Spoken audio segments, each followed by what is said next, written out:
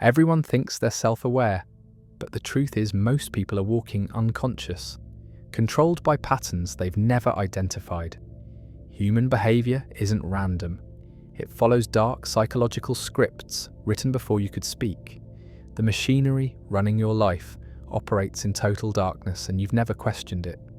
Before we rip open these truths that will make you uncomfortable, hit that like button and subscribe, because what you're about to learn will shatter every story you tell yourself about why you are the way you are. 1. Your closest friendships are built on shared trauma more than shared joy. People bond deeper through mutual suffering than through happiness. The friend who saw you at your worst, who survived the same chaos, who understands pain you don't have to explain, that's your real family.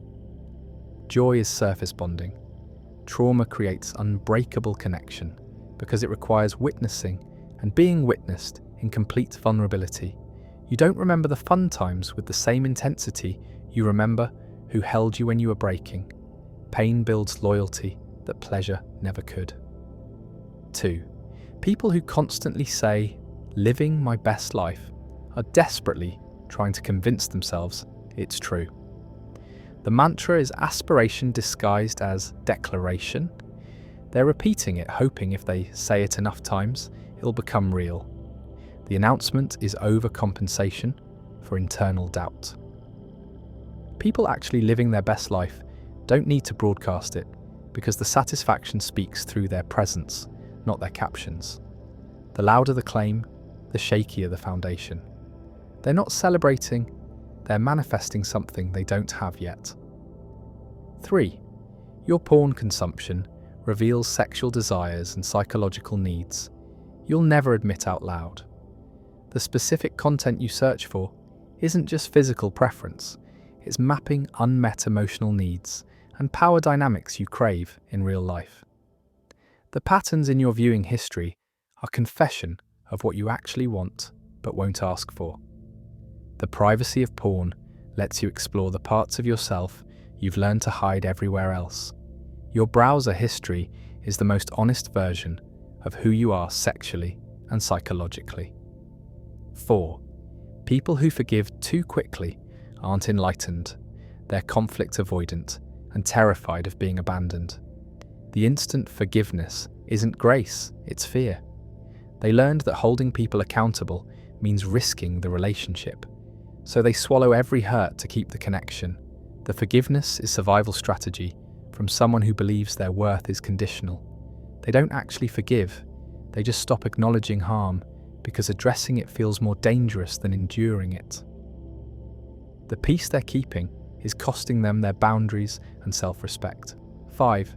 Your shopping addiction is using material goods to fill emotional voids that purchases can never fill. Every item bought is temporary relief from feelings you can't process. The high lasts until you get home, and the emptiness returns. You're not materialistic, you're medicating pain with acquisition. The shopping is avoiding the real work of addressing why you feel incomplete. The boxes arriving are band-aids on wounds that need surgery. The addiction continues because buying something new creates hope that this time it'll be the thing that makes you feel whole. 6. People who post every meal they eat are using food as substitute for personality they don't have. The documentation is creating identity through consumption, since they haven't developed one through actual characteristics or interests. The food pics are filling space where substance should be. They're hoping aesthetic can replace authenticity. The constant posting is showing you someone with nothing meaningful to say, trying to make existence look interesting. The food isn't the content, it's the distraction from lack of content. 7. Your need to always be in a relationship is fear of being alone with yourself because you don't like who you are when no one's watching.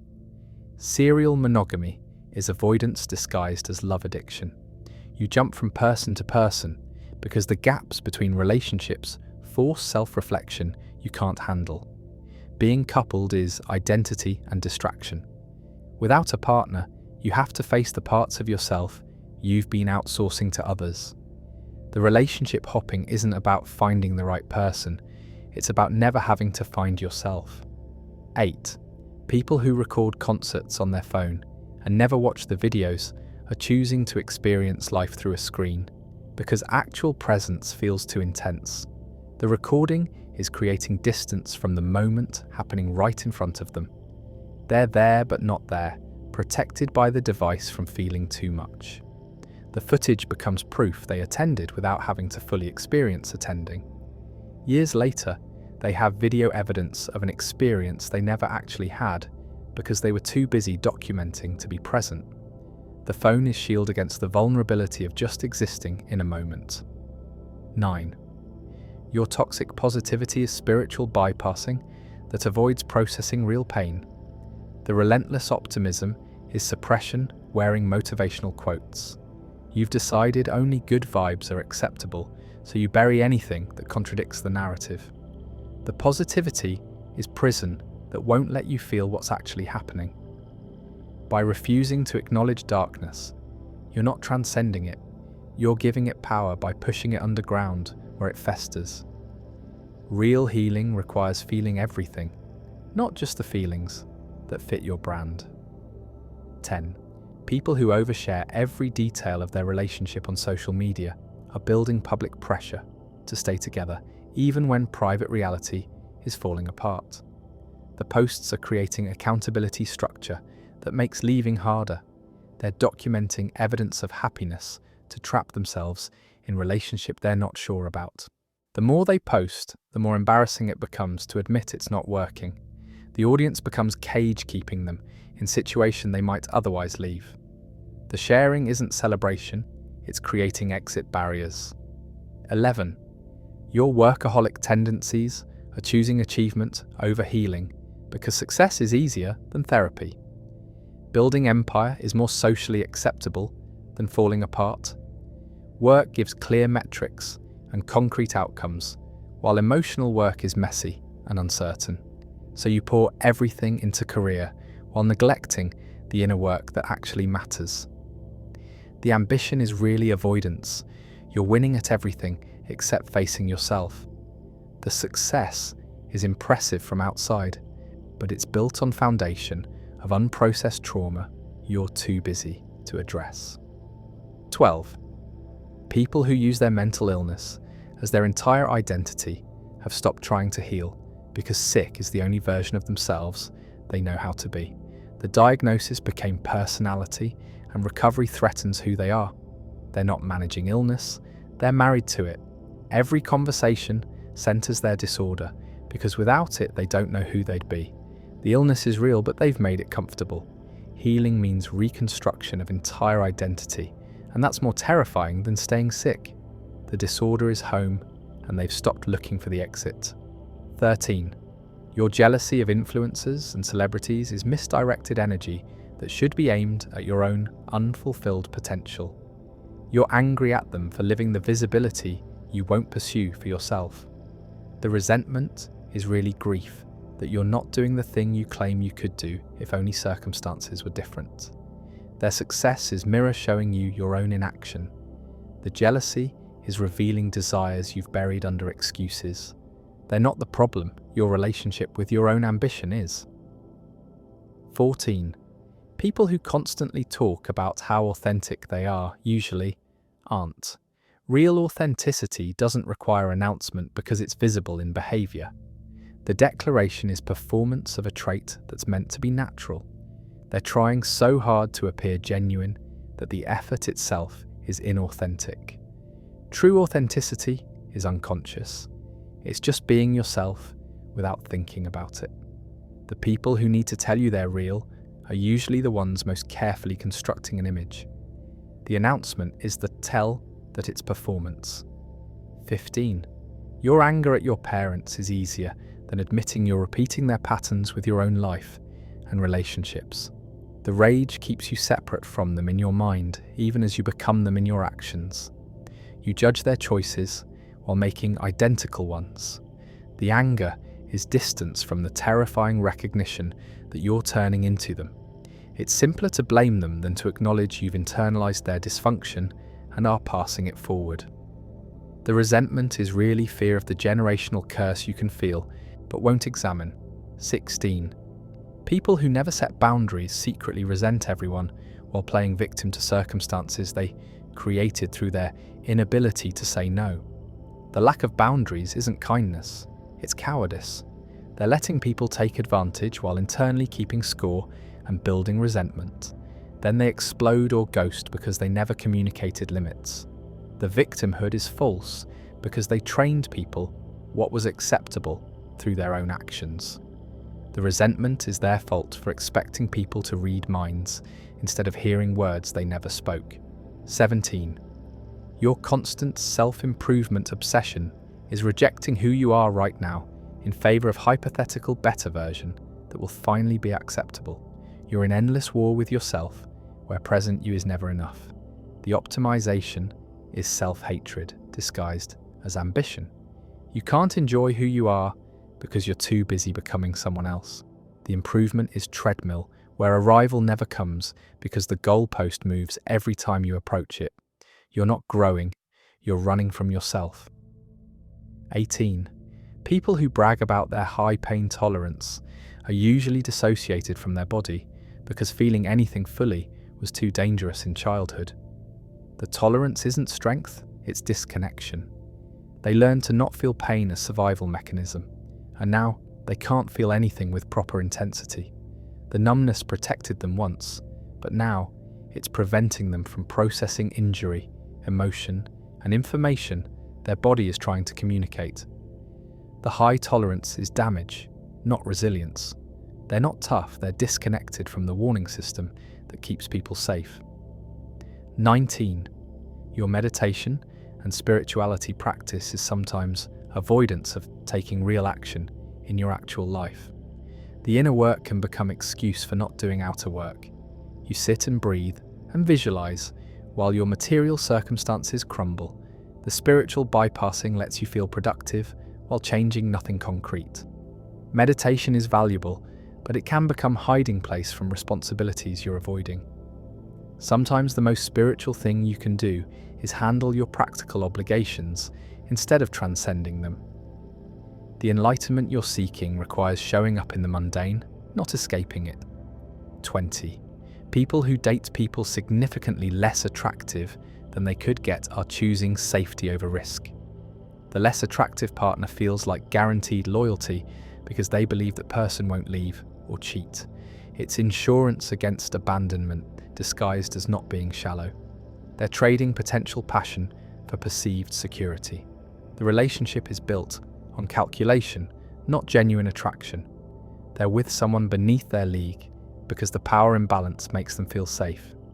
The choice reveals deep insecurity about their own worthiness of being chosen by an equal. 21. Your collection of self-help books you never finish is performing the desire to change without doing the actual work of changing. The bookshelf is aspiration displayed but not supplied. Buying the book feels like progress and gives dopamine hits of starting without the discomfort of continuing. You're consuming information as substitute for transformation. The collection is evidence of intention without follow-through. Reading about change isn't changing. The books are props in performance of self-improvement that never materializes into actual different behavior. 22. People who insist they're not political are privileged enough that politics doesn't affect their daily survival. The neutrality is luxury of not being targeted.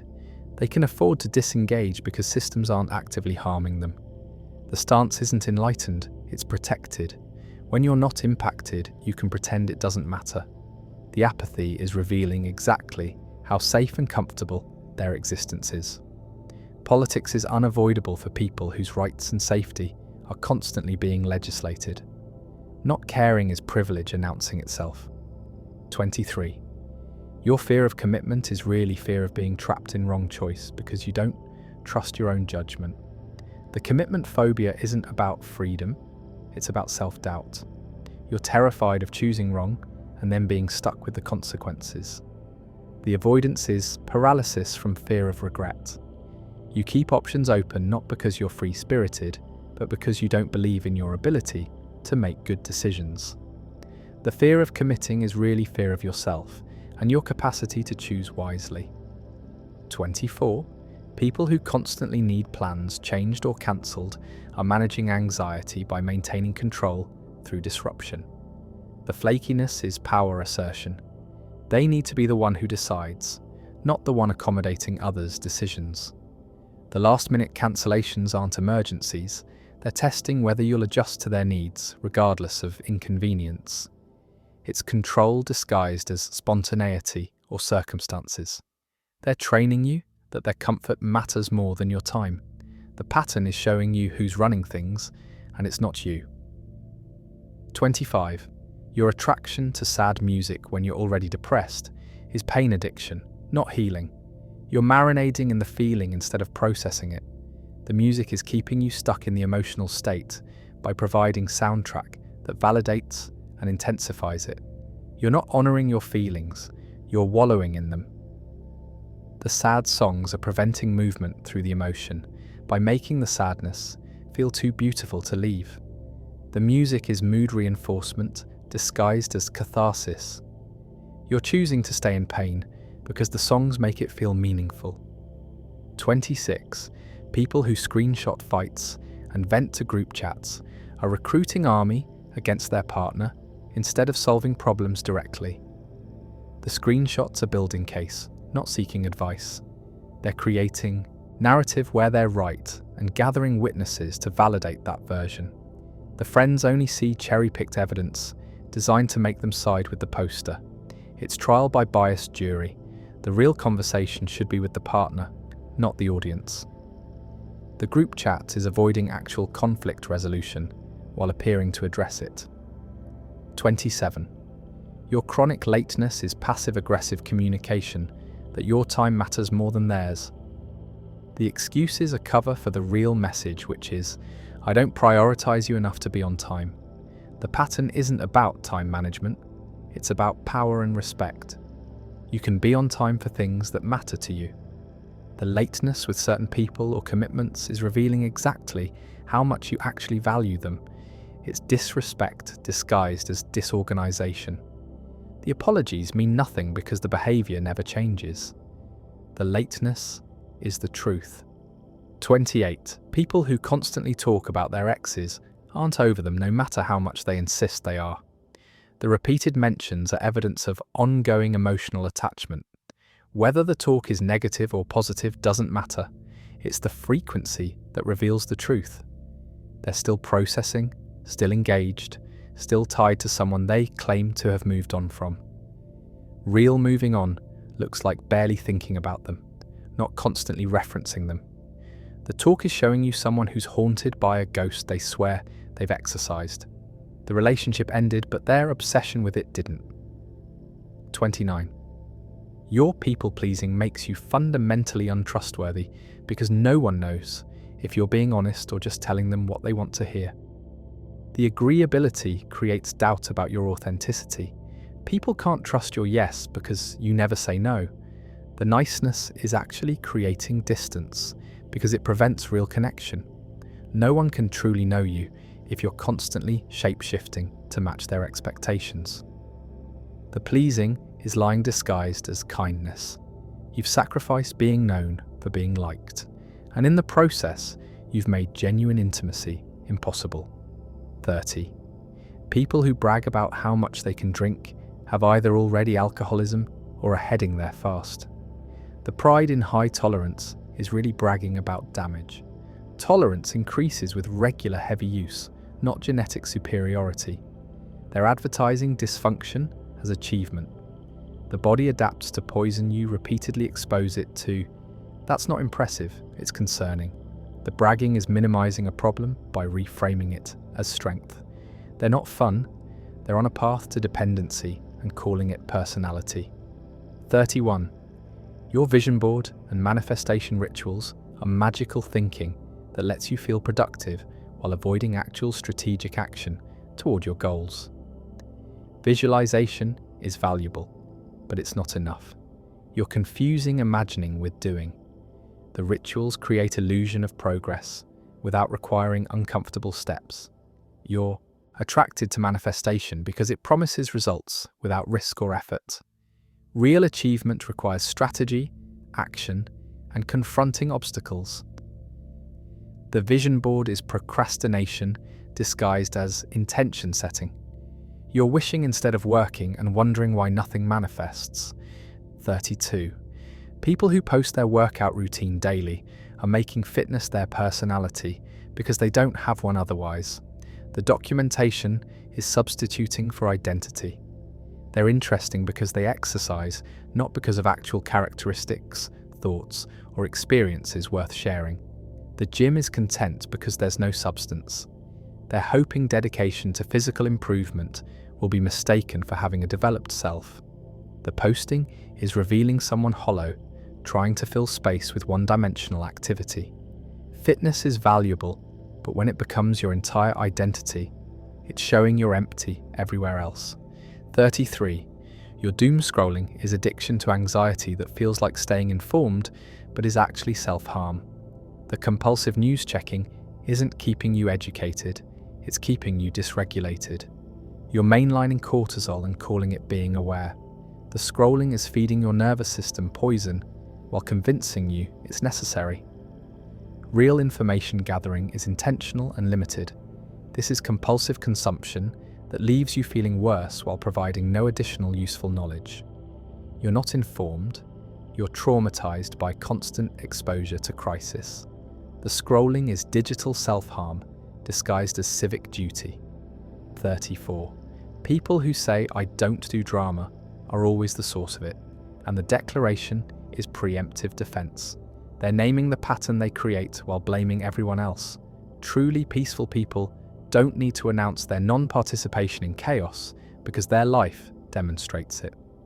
The louder the claim of being drama-free, the more chaos they're generating. The statement is manipulation, attempting to paint themselves as victim of others' dysfunction, while they are actively creating it. If they have to keep telling you they don't do drama, they absolutely do. The protest is confession. 35. Your inability to orgasm during partnered sex is your body refusing to be vulnerable with someone you don't fully trust, even if consciously you think you do. The body doesn't lie. Orgasm requires surrender, and your nervous system won't let go with this person. The difficulty isn't physical, it's trust held in your flesh. Your body is saying no, even when your mind is saying yes. The inability is protection mechanism from nervous system that senses danger. Your conscious mind is rationalizing away. Your body knows something about this person or relationship that you're not admitting to yourself. Listen to it. 36.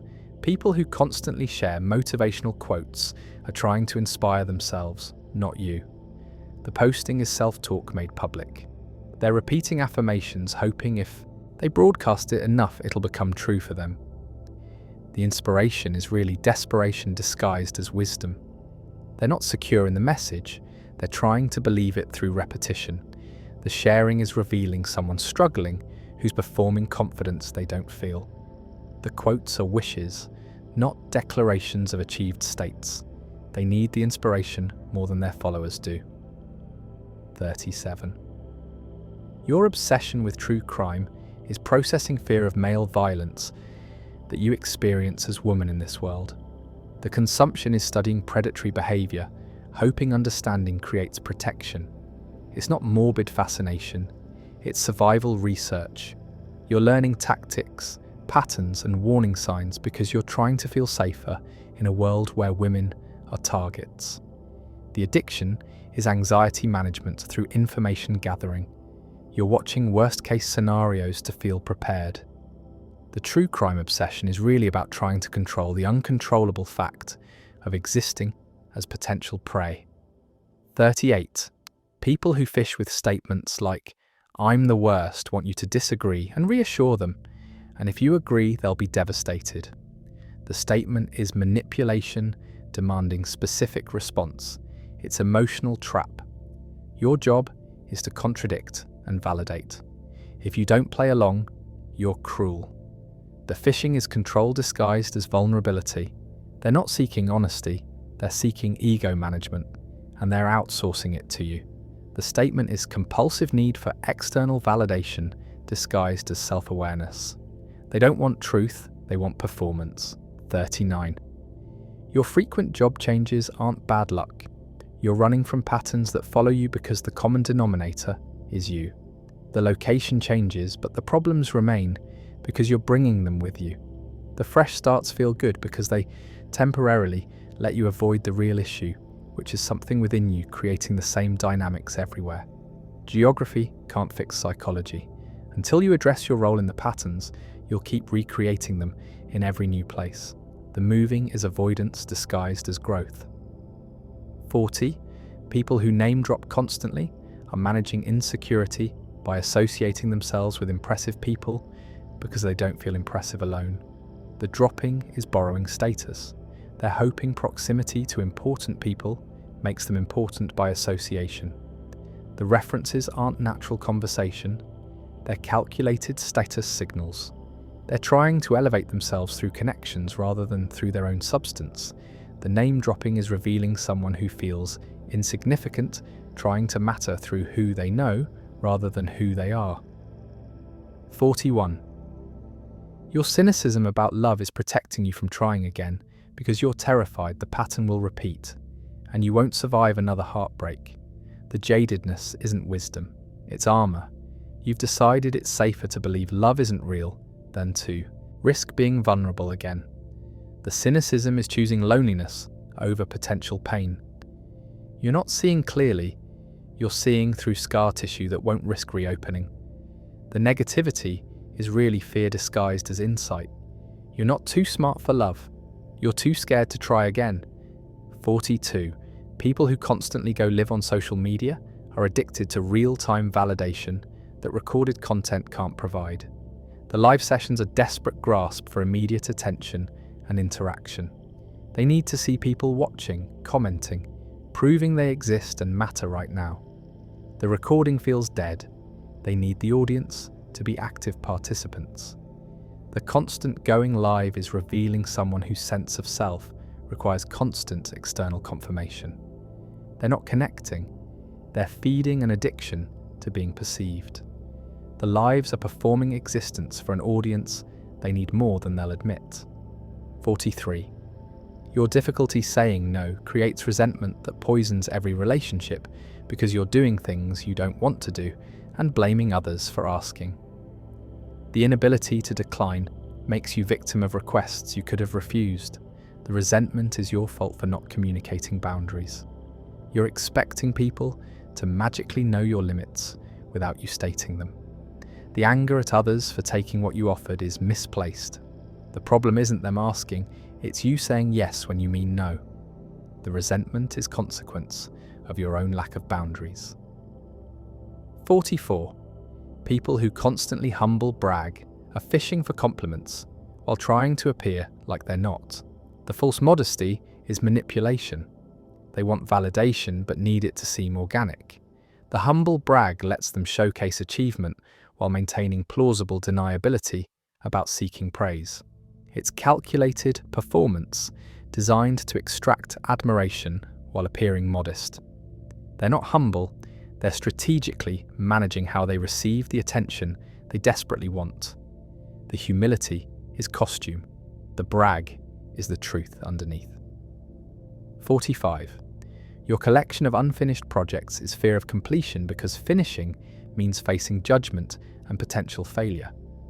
Starting is safe, it's full of possibility. Finishing exposes your work to evaluation. The incompletion is protection from criticism. As long as it's unfinished, it can't fail because it's not done yet.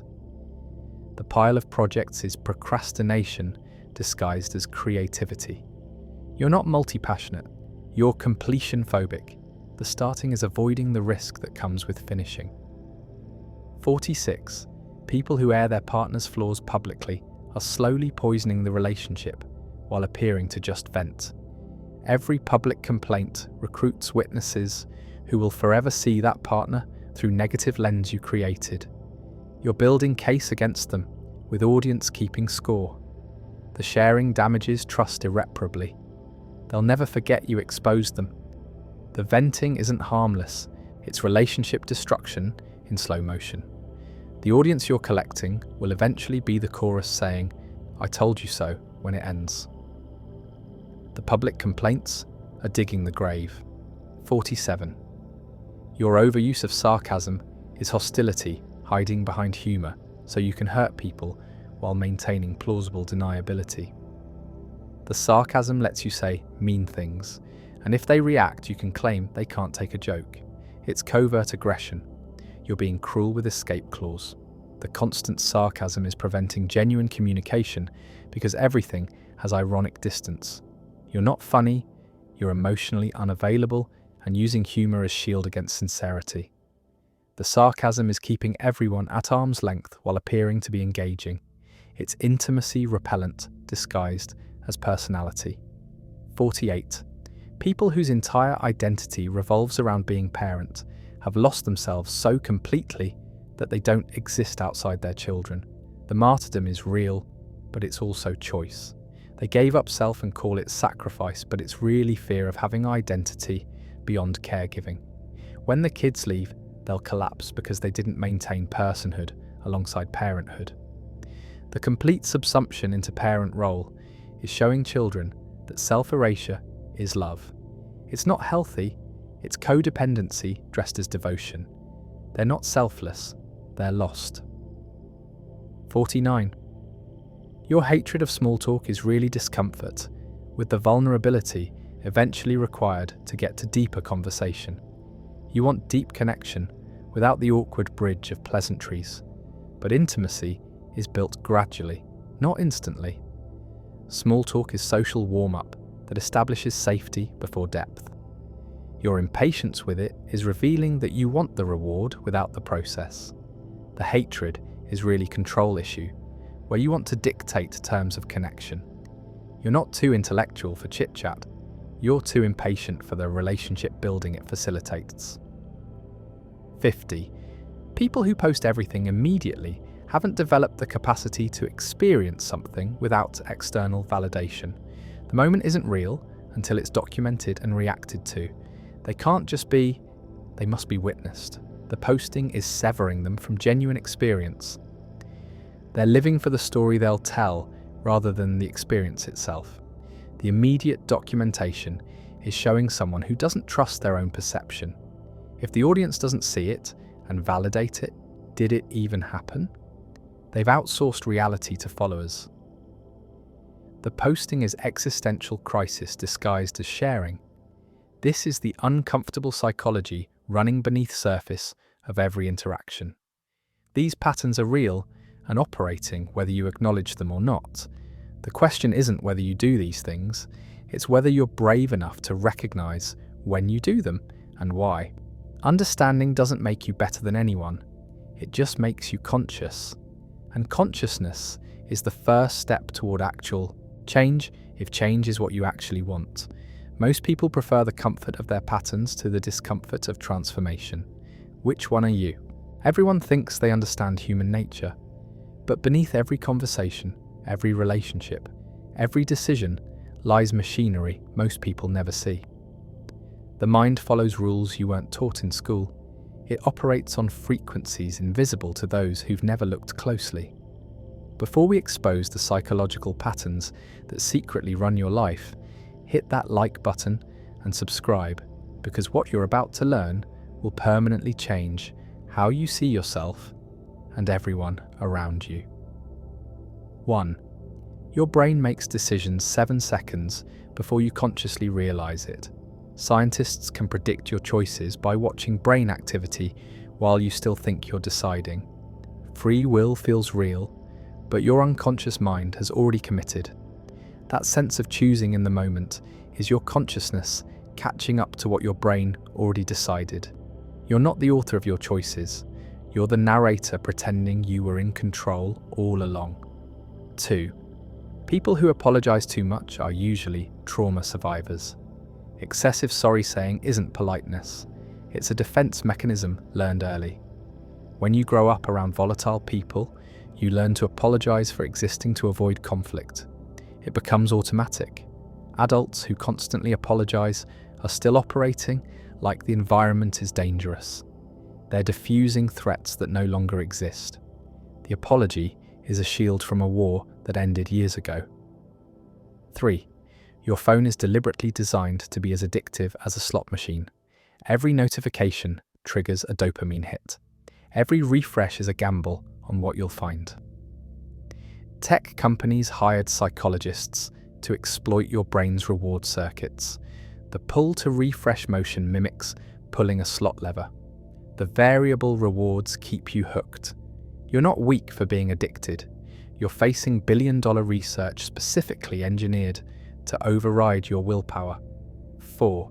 Humans can only maintain about 5 close friendships at a time. Your brain has limited capacity for deep emotional bonds. Beyond 5 intimate relationships, something has to give. That's why old friendships fade when new ones form. It's not personal failure, it's neurological limitation. The brain simply can't hold more than a handful of people in the inner circle. Quality always beats quantity, because biology won't allow both. 5. The way you were treated as a child becomes your internal voice as an adult. Critical parents create critical self-talk. Supportive parents create supportive inner dialogue. That harsh voice in your head judging your every move isn't really you. It's someone else's voice you internalized so deeply you think it's your own. Most people spend their lives arguing with ghosts from childhood that now live permanently inside their minds. 6. People who overshare with strangers are often desperately lonely. When someone tells their life story to a cashier or stranger on a train, they're not extroverted. They're starving for connection. Oversharing is a cry for intimacy from someone who has none. They're testing if anyone will finally listen. The more someone reveals to people who don't matter, the fewer people they have who actually do. 7. Your body keeps score of every trauma, even when your mind forgets. Chronic pain, digestive issues, autoimmune disorders, they often trace back to unprocessed emotional wounds. The body remembers what the conscious mind suppresses. That mysterious back pain might be rage you never expressed. That stomach issue might be fear you swallowed. The body doesn't lie. It stores what you refuse to feel until it forces you to pay attention. 8. Being too nice is often fear disguised as kindness.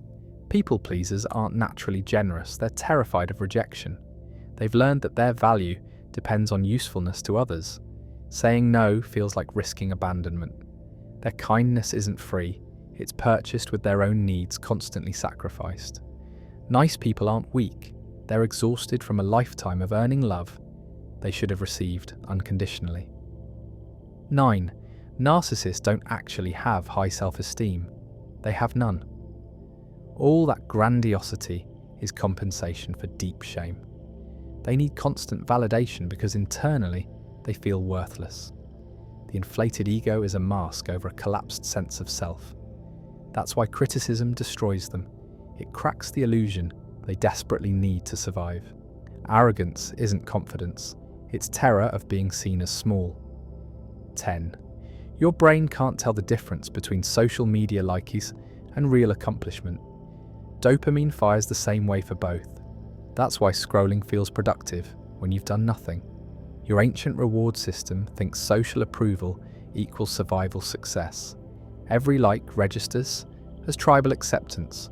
You're not shallow for caring about reactions online. Your brain genuinely believes digital validation equals real-world safety. 11. People who grew up without emotional safety become hyper-independent adults. They learned early that needing others meant disappointment or danger, so they built walls and called it strength. They handle everything alone, not because they're capable, but because asking for help feels like a threat. Independence isn't always power. Sometimes it's just childhood survival strategy that never got updated. 12. Chronic lateness is usually anxiety, not disrespect. People who are always late often spend hours preparing but can't leave until everything feels perfect, or they dread the interaction so much they subconsciously delay. It's not about valuing their time more than yours. It's their nervous system making simple tasks feel impossible. Chronic lateness is often undiagnosed executive dysfunction or avoidance behaviour gone out of control. 13. The more someone insists they're fine, the more they're usually falling apart. "I'm okay" repeated too forcefully means I'm drowning but can't admit it. People who genuinely feel fine don't need to convince you. Excessive reassurance is a red flag that something is very wrong. The louder the claim of stability, the closer someone is to collapse. Fine is the most dangerous lie people tell. 14. Your childhood emotional neglect shows up as adult perfectionism. When love was conditional on achievement, you learned your worth depends on performance.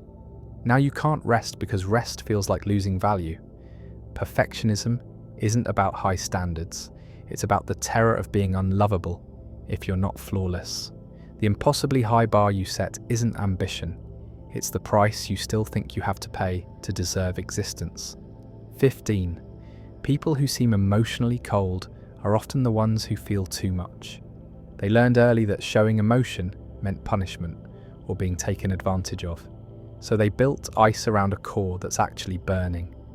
The shutdown isn't absence of feeling, it's overflow that got frozen to survive. Emotional unavailability is frequently just emotional overwhelm that learned to hide. 16.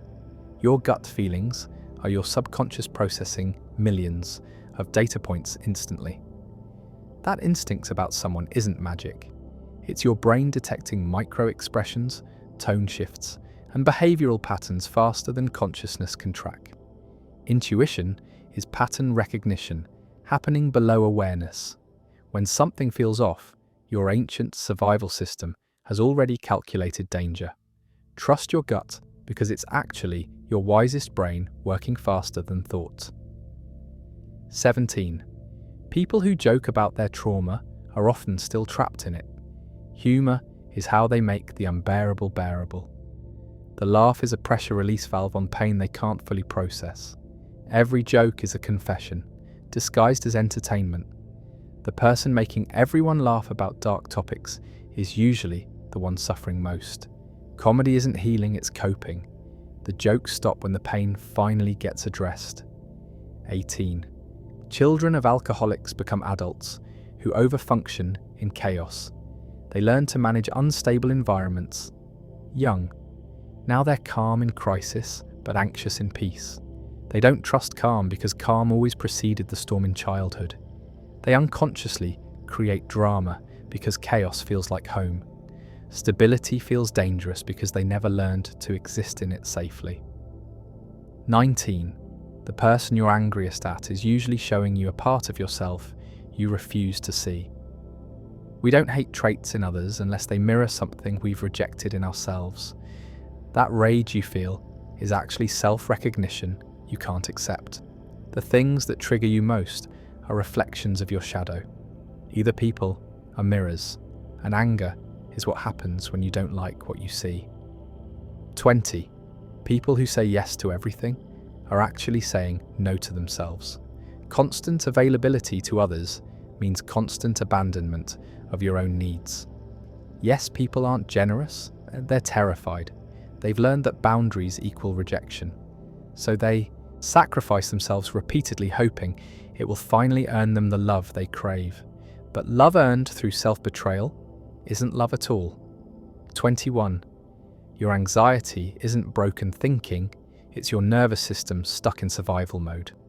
The racing thoughts aren't the problem, they're the symptom. Somewhere your body registered a threat and never turned off the alarm. Anxiety isn't in your head, it's in your nervous system. You can't think your way out because it's not a thought problem, it's a body problem. Calm won't come from convincing your mind, it comes from convincing your body that the danger has passed. 22. People who ghost you are avoiding their own guilt and discomfort. Disappearing is easier than having a hard conversation. They're not cruel, they're cowardly. Ghosting is choosing their momentary comfort over your lasting confusion. It says nothing about your worth and everything about their inability to handle awkwardness. You didn't do anything wrong. You just met someone who prioritizes avoidance over decency. 23. Being calm during chaos usually means you've survived worse. People who don't panic in crisis aren't naturally brave, they're trauma-trained. Their nervous systems know this territory. The calm is familiarity, not courage. They learn to function through disaster because breaking down wasn't an option. That eerie composure isn't strength, it's scar tissue. They're not unbothered, they're just experienced with horror. 24. Your anger is often just grief wearing armor.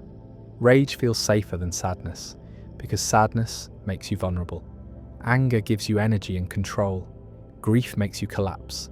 So the mind converts loss into fury, because fury feels like power.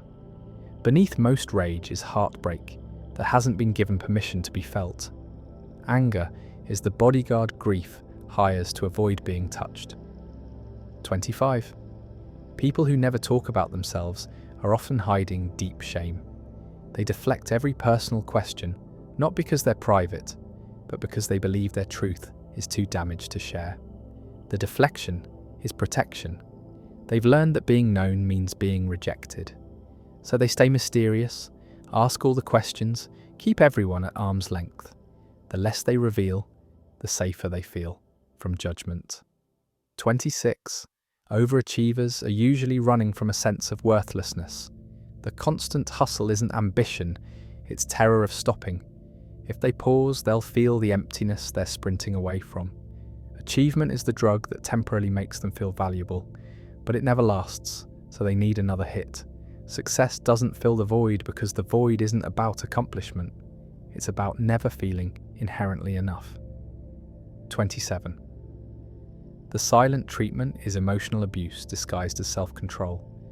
Withholding communication punishes without accountability. It's not taking space to cool down, it's weaponizing absence. The silence says you're not worth basic respect. It activates the same brain regions as physical pain.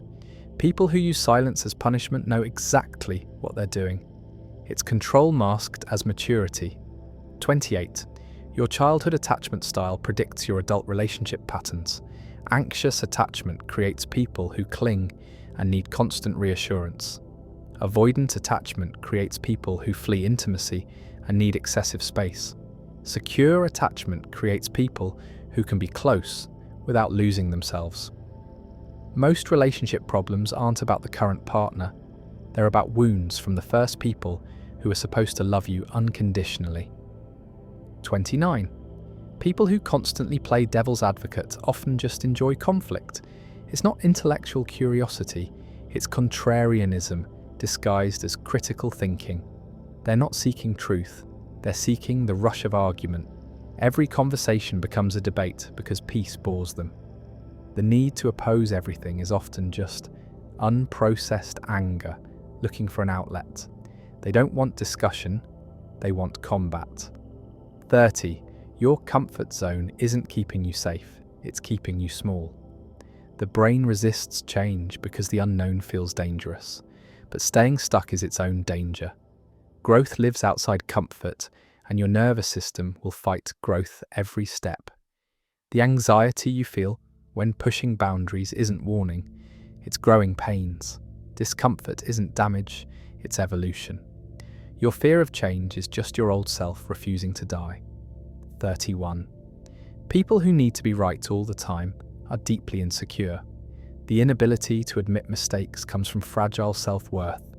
Being wrong feels like being worthless to them, so they twist reality, move goalposts, gaslight, anything to avoid the shame of imperfection.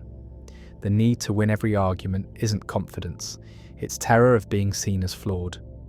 Secure people can be wrong because their value isn't on trial. 32.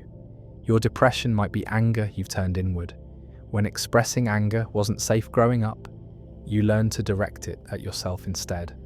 Now that rage has nowhere to go but down. Depression isn't always sadness. Sometimes it's self-directed fury. The cruelty you show yourself is often the cruelty you weren't allowed to show others.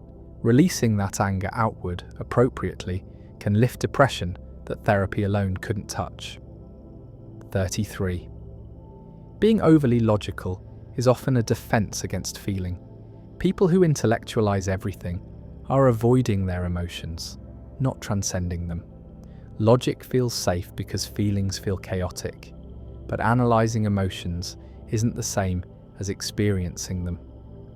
Over-rationality is emotional avoidance dressed in intelligence. The head can't heal what the heart needs to feel. Thinking about your feelings isn't processing them. 34. People who always need to be busy are running from themselves. The hustle culture isn't productivity, it's avoidance. If they slow down, they'll have to face it, what they've been outrunning. The packed schedule is a distraction from inner emptiness. Rest feels threatening because silence brings awareness. Busyness is the socially acceptable way to never deal with your life. 35. Your fear of abandonment creates the abandonment you fear. Anxious clinging pushes people away. Constant testing of loyalty makes people tired. The hypervigilance for signs they're leaving actually drives them to leave. You're creating the outcome you're terrified of through the very behaviours meant to prevent it. The abandonment isn't random, it's a self-fulfilling prophecy your fear keeps engineering. 36. Passive-aggressive behaviour is anger from someone afraid to be direct. The sarcasm, the subtle digs, the weaponized incompetence, it's all rage in disguise. They learned that expressing anger directly wasn't safe, so it comes out sideways. Passive aggression is cowardice and hostility merged. It lets them hurt you while maintaining deniability. It's violence committed by people too scared to throw an honest punch. 37. Your need for control is really fear of chaos. Control freaks aren't organised, they're traumatised. Somewhere they learned that letting go meant disaster. Now they micromanage everything to feel safe. But control is an illusion, and the tighter you grip, the more anxious you become. The need to control everything is just childhood powerlessness, still running the show decades later. 38. People who romanticize their trauma haven't healed from it. Turning suffering into identity prevents recovery. When your pain becomes your personality, healing feels like losing yourself. The trauma bond to your own story keeps you stuck. You can't let go of what hurt you, because then who would you be? Romanticizing suffering is just another way to avoid doing the work, to release it. 39. Your fear of success is often fear of outgrowing the people you love. Success means change, and change threatens belonging. You stay small to stay connected. Achieving more means leaving people behind, and loneliness feels more terrifying than limitation. So you self-sabotage to remain relatable. The ceiling on your potential isn't ability, it's loyalty to people who need you to stay stuck with them.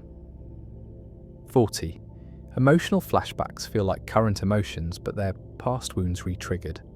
That disproportionate reaction isn't about now, it's then bleeding into today. Your nervous system time-traveled to a moment you thought you'd forgotten. The intensity doesn't match the situation because the situation isn't what you're actually responding to. You're not overreacting. You're reacting to a different event entirely that your body suddenly remembered. 41. People who never ask for help don't trust people to show up.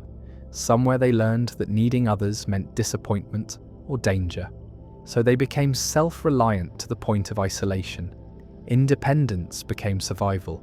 But refusing help isn't strength, it's protection from a vulnerability that once destroyed them. They're not capable, they're just still terrified. 42. Your social battery draining quickly might be trauma, not introversion. If socializing exhausts you, it could be hypervigilance, not personality.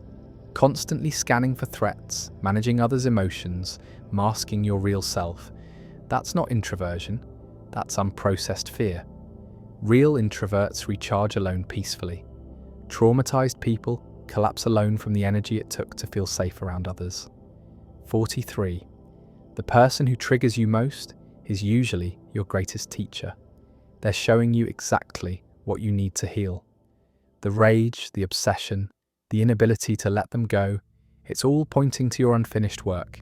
They're not your enemy, They're a mirror reflecting what you refuse to see in yourself. The trigger is the lesson disguised as a villain. 44.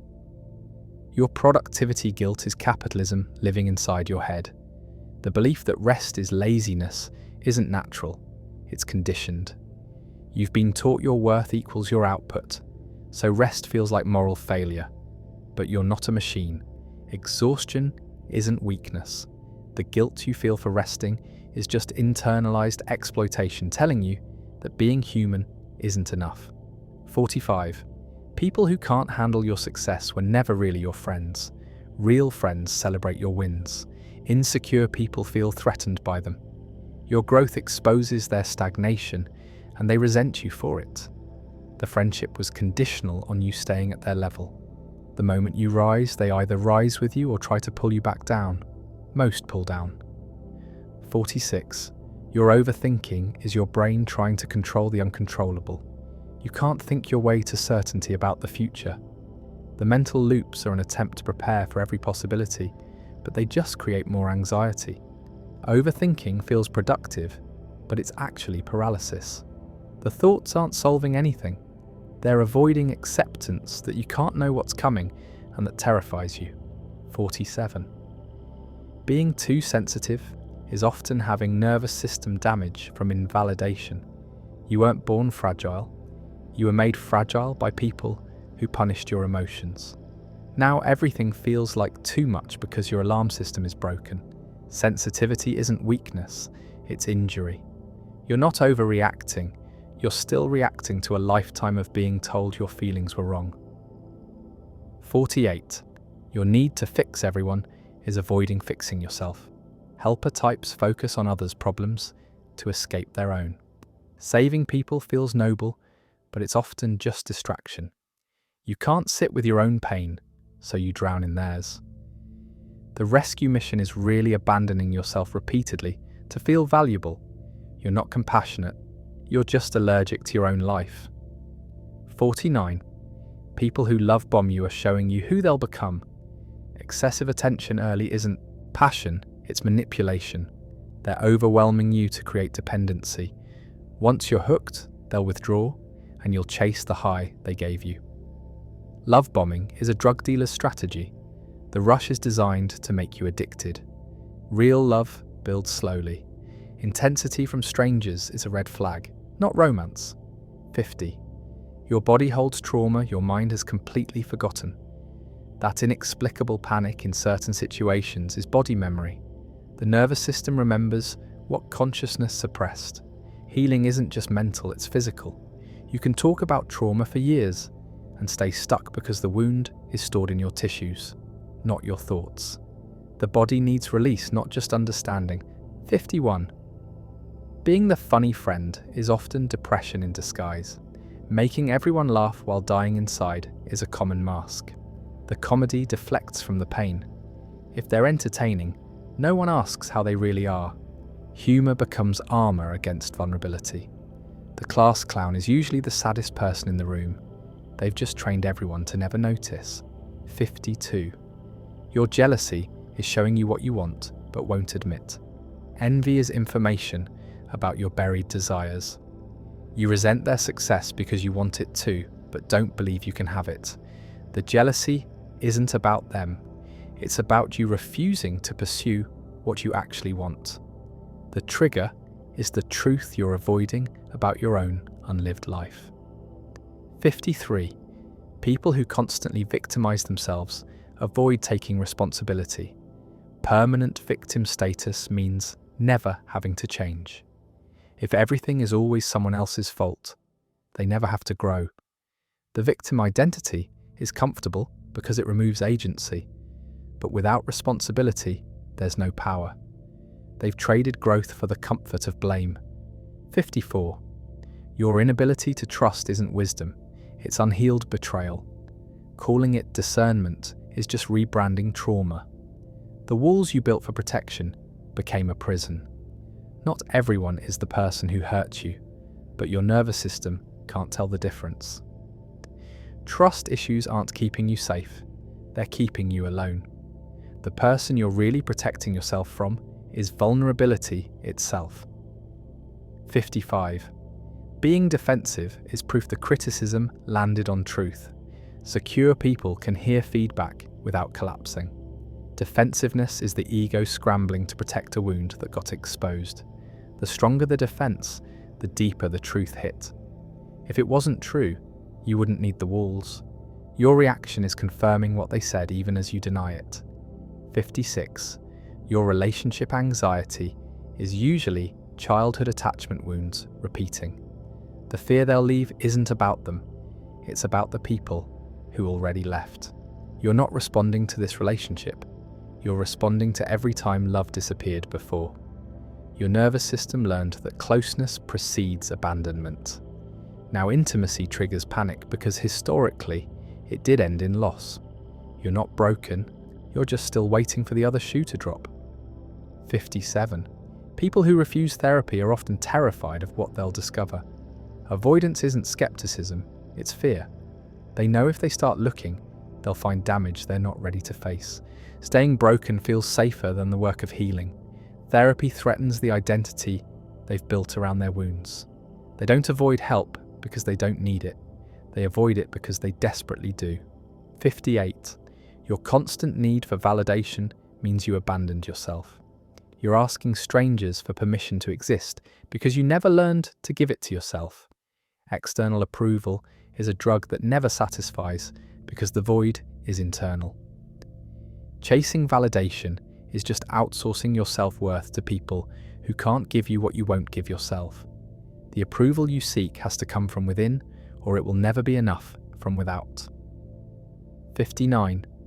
Being brutally honest is often just cruelty disguised as virtue. Truth doesn't require brutality.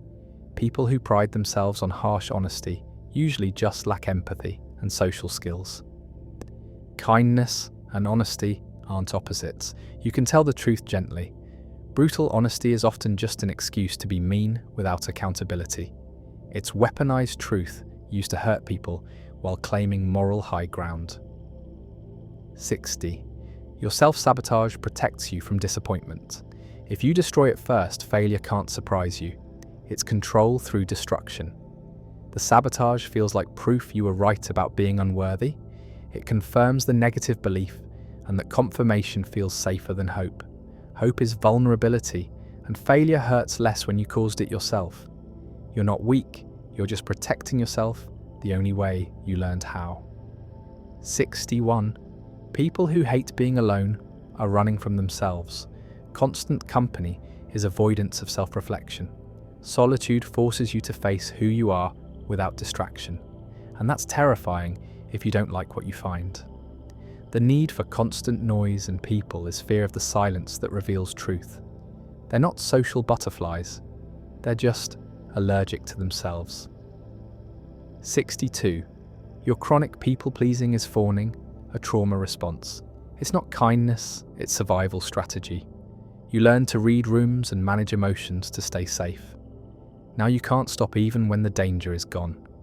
Fawning is your nervous system trying to prevent attack by making yourself useful and non-threatening. You're not too nice, you're traumatized into compliance. 63. Being overly independent is often just fear of dependence.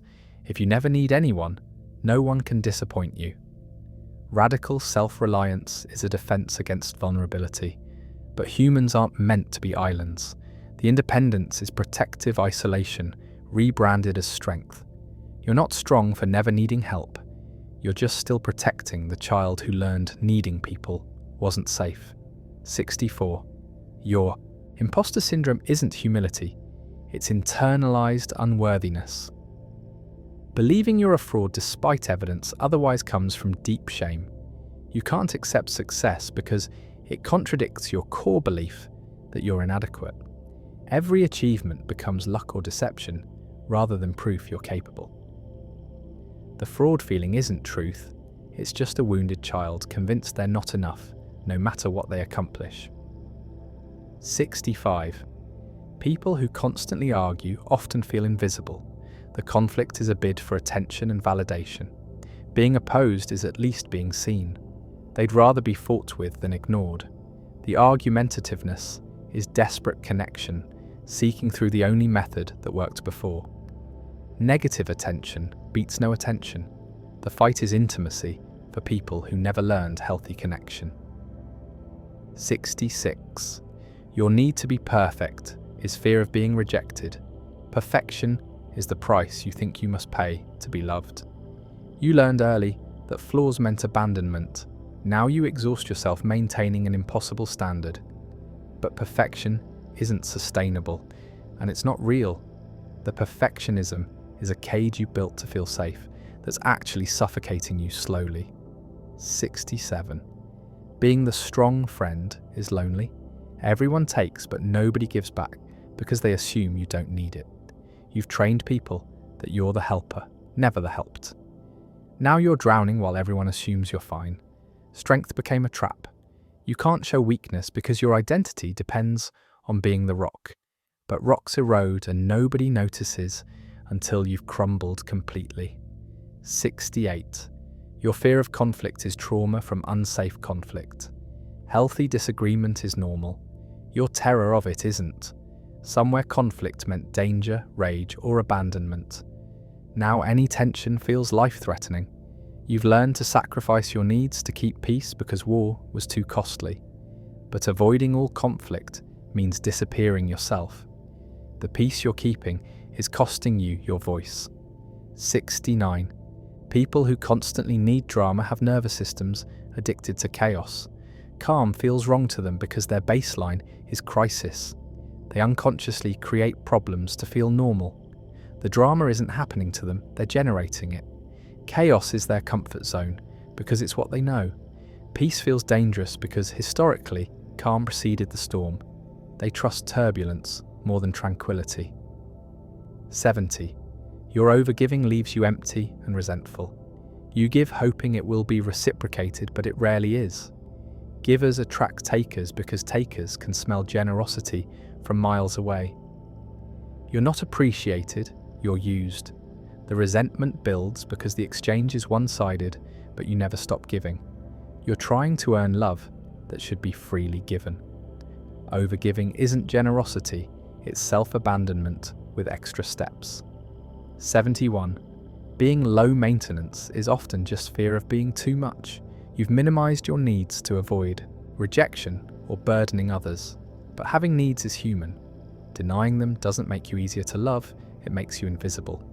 Low maintenance is often high cost to your own well-being. You're not chill, you're just terrified of taking up space. 72. Your workaholism is avoiding something at home. The office is easier than intimacy. Achievement is safer than vulnerability. You're building empires to avoid building real connection. Work has clear metrics and outcomes. Relationships are messy and uncertain. So you pour everything into what you can control and call the avoidance ambition. But success can't hold you at night. 73. People who never apologize lack the security to be wrong. Admitting fault feels like total collapse to fragile egos. The inability to say sorry comes from deep shame. Being wrong equals being worthless in their mind. So they gaslight, deflect, justify anything to avoid the unbearable feeling of imperfection. The stubbornness isn't strength, it's terror of being fundamentally flawed. 74. Your cynicism is hope that's been disappointed too many times. Cynics aren't realists, they're wounded optimists wearing armor. The negativity protects against future disappointment. If you expect nothing, you can't be hurt. But cynicism isn't wisdom, it's just scar tissue pretending to be personality. Beneath the jaded exterior is someone who once believed and got destroyed for it. 75. Being chill about everything is often emotional suppression. Going with the flow all the time means you have no boundaries. That easygoing nature might be you abandoning your preferences to avoid conflict. Flexibility is healthy, but complete accommodation is self-erasure. The chill is often just freeze response in disguise. You're not relaxed, you're disassociated from your own needs. 76. Your catastrophizing isn't prediction, it's protection. Imagining worst-case scenarios feels like preparation. If you expect disaster, it can't blindside you. But the catastrophizing creates more anxiety than the actual events. You're living through trauma that hasn't happened and probably won't. The mental rehearsal of horror isn't keeping you safe. It's keeping you terrified of a future that's mostly fiction. 77. People who mock therapy are scared of what they'd uncover. The dismissal is defensive. They know they're damaged, and facing it feels too overwhelming, so they ridicule the process to justify avoiding it. The louder someone insists therapy is useless, the more desperately they probably need it. The mockery is fear of exposure disguised as skepticism. 78. Your lack of boundaries taught people how to mistreat you. Every time you accept disrespect, you train them that it's allowed. No isn't mean, it's necessary. Boundaries aren't walls, they're doors you control. The mistreatment isn't random. You've been showing people what you'll tolerate. The pattern will continue until you change what you accept. 79. Being the peacemaker is exhausting and often enables dysfunction. Your mediation lets toxic people avoid consequences.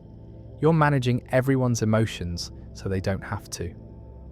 The peace you're keeping is really avoiding necessary conflict that would force growth. Sometimes, the most loving thing is to let people feel the discomfort of their choices instead of rescuing them from it. 80. Your fear of being average is ego-protecting, wounded self-worth.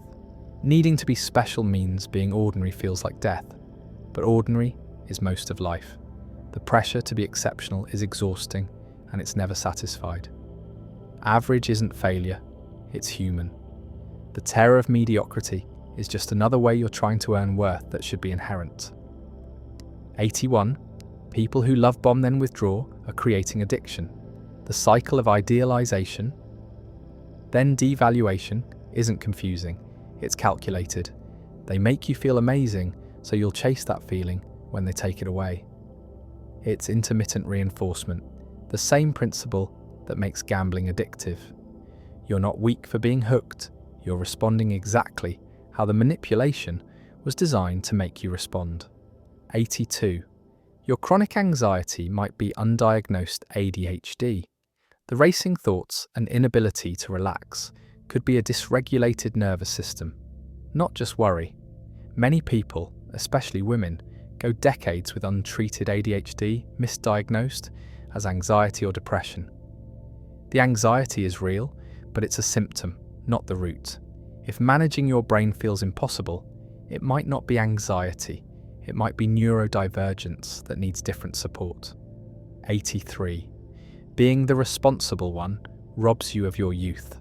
While everyone else was irresponsible and carefree, you were parenting yourself or others. You had to grow up too fast. Now you're an adult who never got to be a child. The responsibility was survival, not choice. You weren't mature, you were forced into adulthood before you were ready. That's theft, not character building.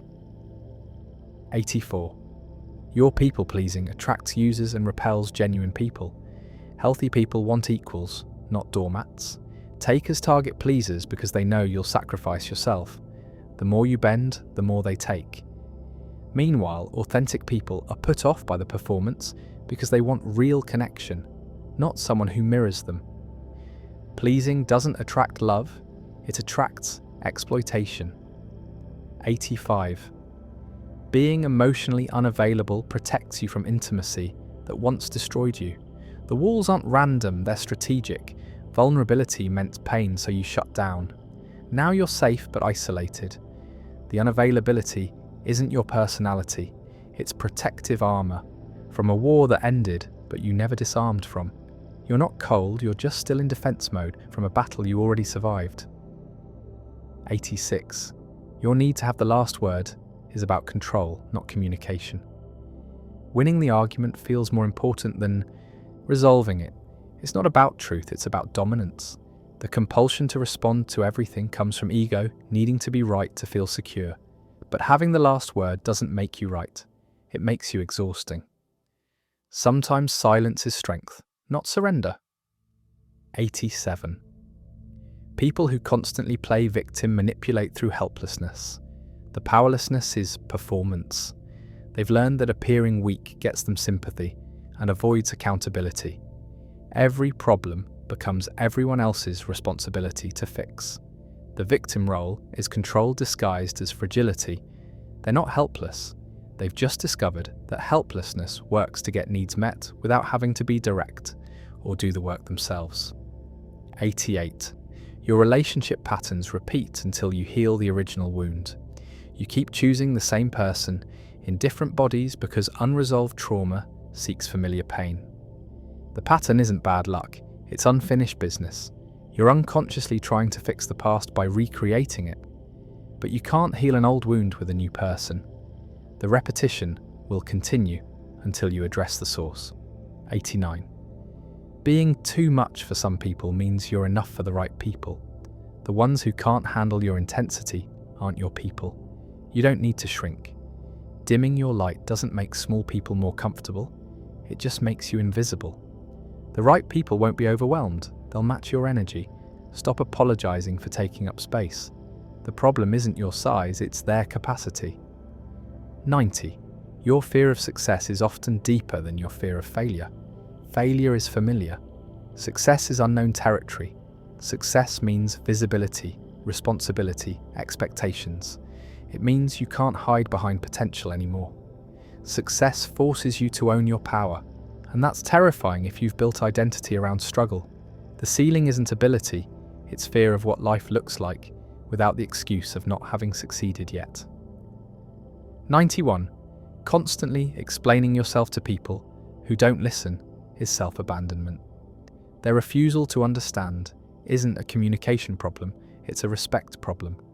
You're exhausting yourself trying to force empathy from people committed to misunderstanding you. At some point, continuing to explain becomes self-betrayal. Some people don't deserve your energy. Silence is sometimes the most powerful response. 92.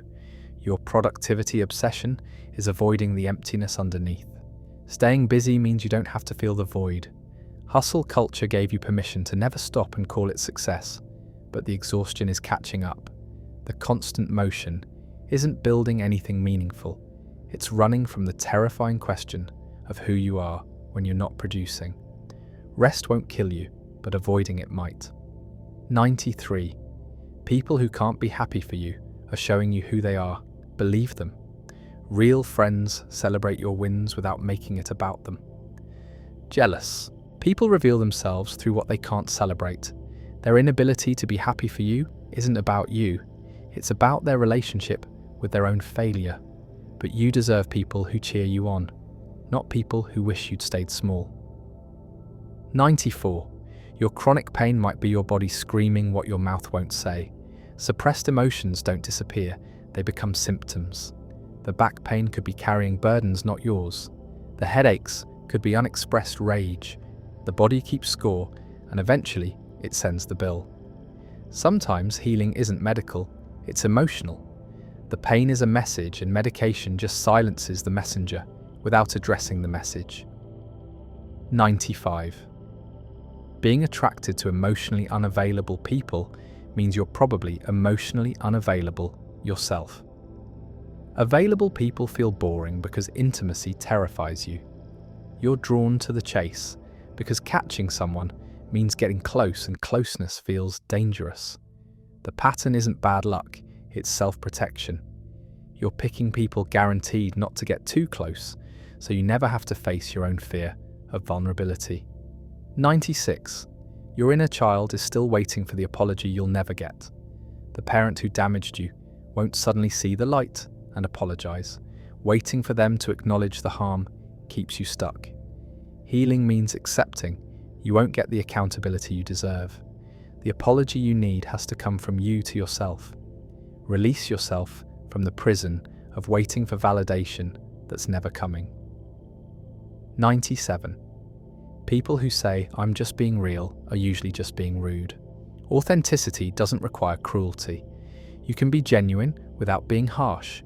Real talk is often just an excuse to be hurtful without consequence. If your truth consistently hurts people, the problem isn't their sensitivity, it's your delivery. Being real and being kind aren't mutually exclusive unless you want them to be. 98. Your comparison to others is stealing your joy. Their success isn't your failure. Different timelines don't make yours wrong. Social media shows you highlight reels while you're living behind the scenes. The comparison is rigged from the start. You're measuring your blooper reel against their edited film. Your journey is yours. Their pace isn't a commentary on your progress. 99. Being the strong one means you never learned to ask for help. Strength became your identity, and vulnerability became weakness. Now you're drowning alone because asking for support feels like admitting defeat. But strength isn't carrying everything alone, it's knowing when to share the weight. Real strength is vulnerability. You've been performing toughness while breaking in private. 100. Your healing will threaten people invested in who you were. Growth means change, and change disrupts the system. The people who benefited from your trauma will resist your healing. They'll call you different. Too much changed. There, right? You did change. You stopped accepting what they needed you to accept. Your healing isn't selfish, it's survival. The ones who can't handle your growth weren't meant to come with you. Let them go. This is the psychology they don't teach. The patterns running beneath every smile and every breakdown. Understanding these won't make life easier, but it will make people clearer. And clarity is power. Everyone assumes they're in control of their choices, but the truth is most decisions are made by parts of you that never see daylight. Human behavior runs on code written in childhood, trauma, and biology you've never examined. The patterns controlling your life operate invisibly. Before we expose the psychological machinery running every relationship, every choice, every emotion you'll experience today, hit subscribe and like this video, because what you're about to discover will shatter every comfortable lie you've told yourself about why you do what you do. 1. You're attracted to people who remind you of the parents who hurt you most. The brain doesn't seek what's healthy, it seeks what's familiar. That magnetic pull towards someone isn't chemistry, it's recognition. Your unconscious is drawn to the wound it knows, hoping this time you can fix what broke you originally. The attraction is your past trying to rewrite itself through your present. You're not falling in love, you're falling into a pattern your childhood carved into you. 2. People who brag about not needing therapy are usually the ones most damaged by refusing it. The louder someone insists they're fine without help, the more they're defending against the terror of what they'd discover if they looked. The resistance isn't strength, it's fear packaged as self-sufficiency. They know if they start examining their life, the foundation will crumble. The bravado is really a confession that they can't handle their own truth. 3. Your phone knows you better than your closest friend because it tracks behavior you hide from everyone, including yourself. The algorithm sees your 3 a.m. searches, your repeated visits to someone's profile, the things you browse but never buy. Your digital footprint is the map of desires and obsessions you'd never admit out loud. The phone doesn't judge, it just records. And what it records is often the truest version of who you are when nobody's watching. 4. People who say, "I'm brutally honest," are usually just cruel and calling it a virtue. Honesty doesn't require brutality. The harsh delivery isn't about truth, it's about permission to hurt people without consequences. They've rebranded their lack of empathy as authenticity. Real honesty can be kind. Brutal honesty is usually just someone who enjoys causing pain and wants credit for it. The cruelty is the point. Truth is just the excuse. 5. Your body language betrays every lie your mouth tells. Crossed arms, touching your face, avoiding eye contact. Your nervous system can't hide what your words try to cover. People read your body before they process your words. The micro-expressions flash truth in fractions of seconds. You think you're fooling people, but your body's confessing constantly.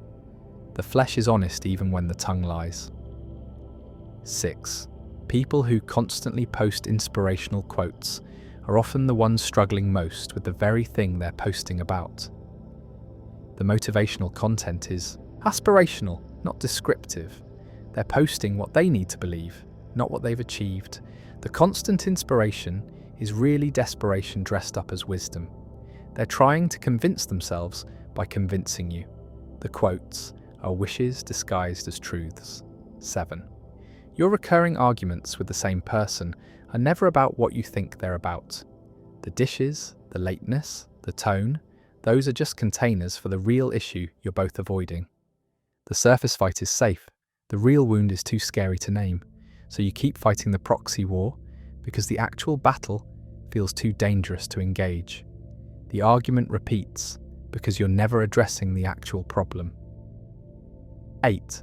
People who never post their partner on social media are either ashamed of them or keeping their options open. The privacy isn't protection, it's strategic ambiguity. They want to appear available, or they don't want to claim the person publicly.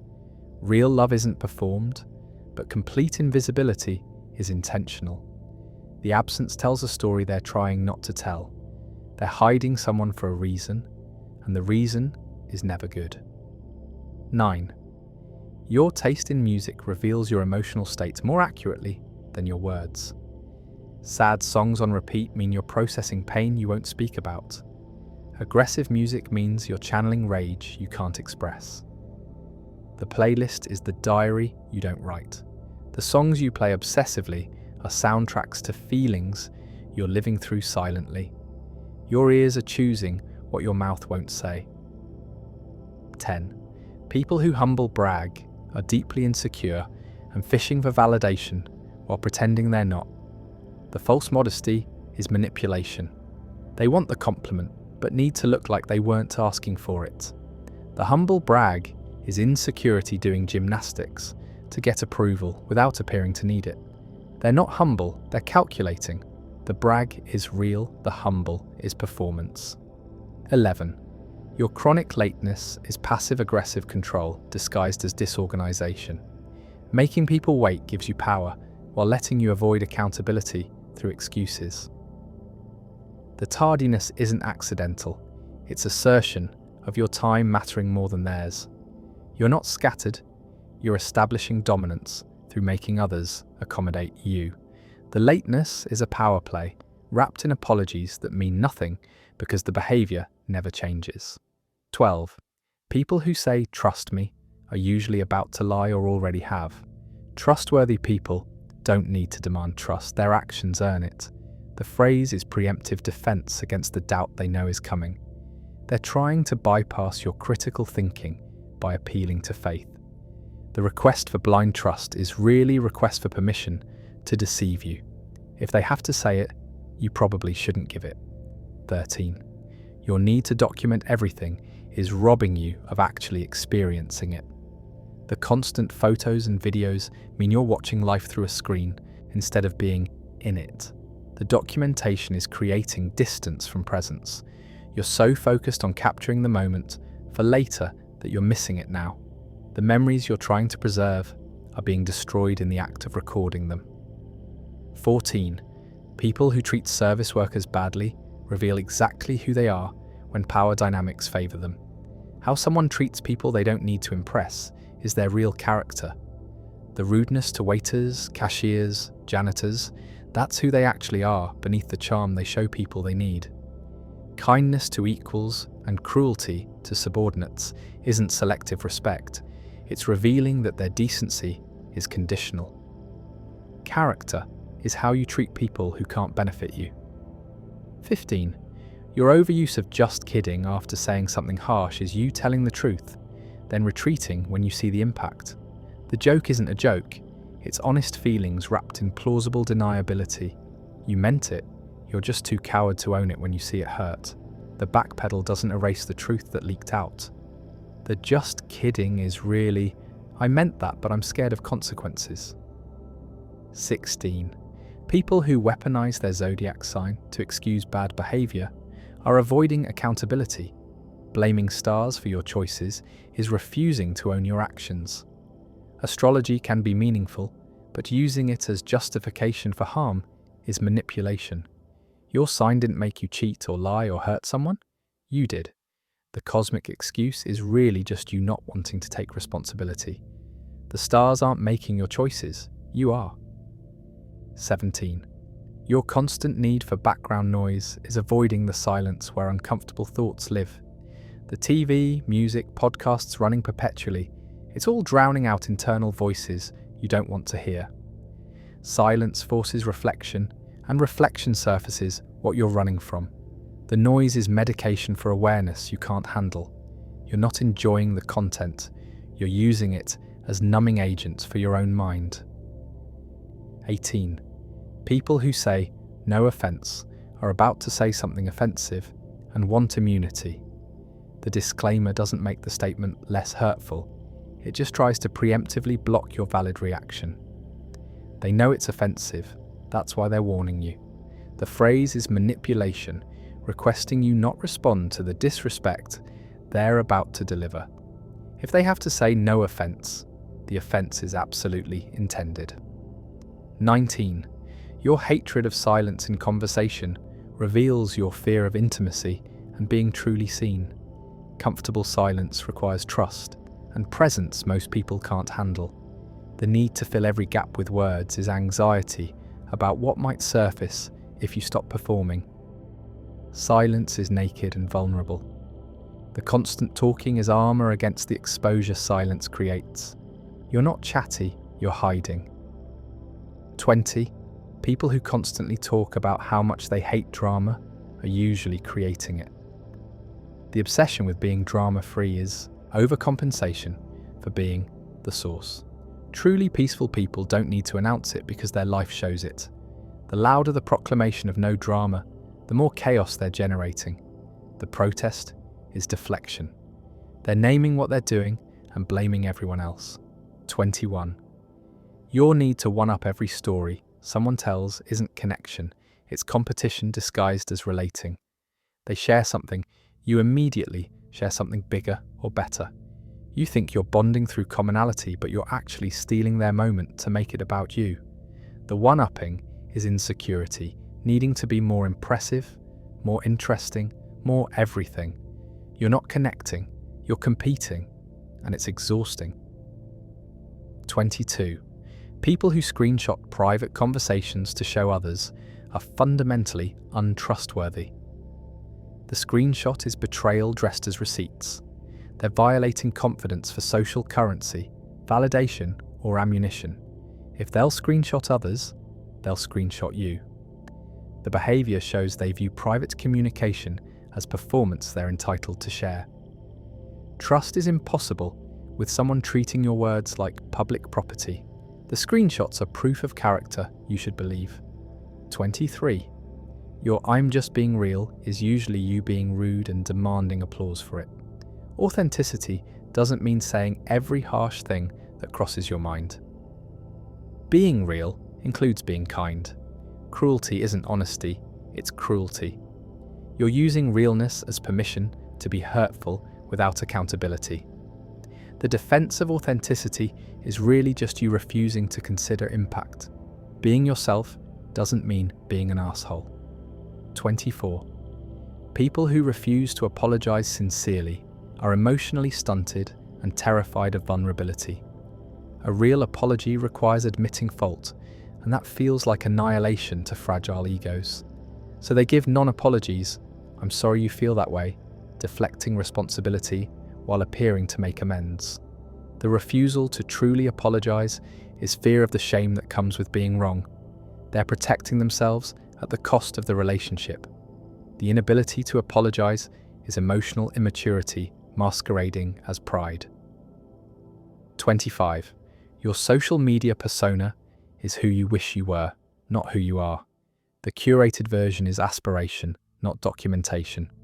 Every post is advertising a life you're partly living and partly fantasizing.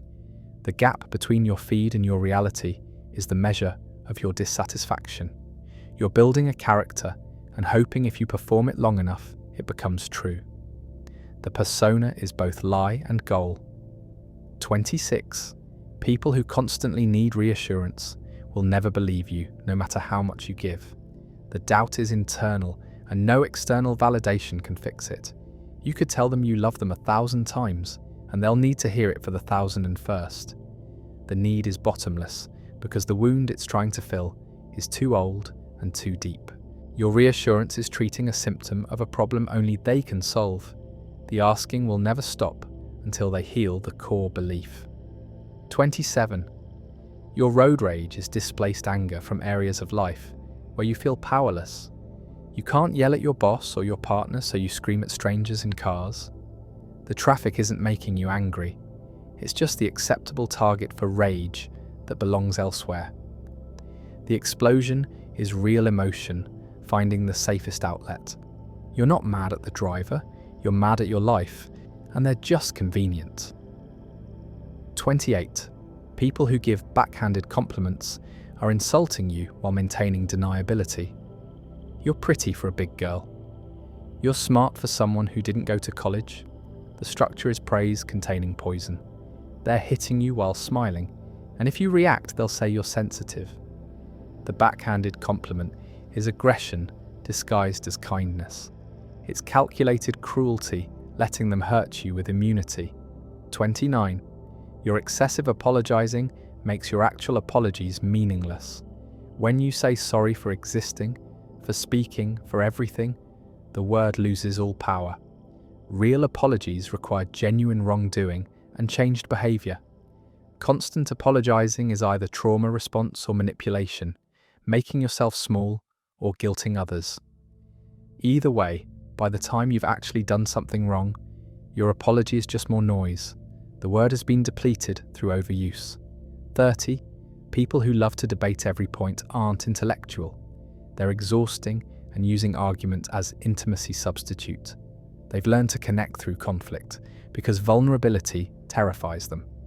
The debate is safe, feelings are scary, so they turn every conversation into combat and call it stimulating. They're not smart, they're avoidant. The constant arguing is really just fear of real connection, disguised as passion for ideas. 31. Your inability to be happy for successful friends reveals your scarcity mindset and deep insecurity. Their win feels like your loss because you believe there's limited success to go around. The jealousy is showing you that you don't believe you can achieve what they have. Their happiness threatens you because it highlights your lack. The inability to celebrate them is really grief about yourself. 32. People who say, "I don't care what people think," care the most and are trying to convince themselves. Truly unbothered people don't need to announce indifference because it's simply their reality. The declaration is defensive, protecting against judgment they're hyper-aware of. The louder the claim, the deeper the sensitivity. They care desperately. They're just trying to care less by performing, not caring. 33. Your texting patterns reveal your attachment style more than your words. Anxious people double text, over-explain, need immediate responses. Avoidant people take hours to reply, keep messages brief, maintain distance. Secure people respond when they can without anxiety. The way you communicate digitally is your nervous system on display. Your texting isn't just communication, it's confession of how you attach and what you fear. 34. People who constantly play victim have discovered that helplessness is powerful manipulation. The weakness is strategy. By positioning as perpetual victim, they avoid accountability while extracting sympathy and service from others. The victimhood is performance that gets needs met without having to ask directly or do the work themselves. They're not powerless, they've weaponized the appearance of powerlessness. The helplessness is control. 35. Your laughter at jokes you don't find funny is people-pleasing, eroding your authenticity. The fake laugh is approval-seeking. You're performing enjoyment you don't feel to make others comfortable or to fit in. Each false laugh is a small betrayal of yourself. Over time, you forget what you actually find funny because you've trained yourself to react to what others expect. The performance becomes you.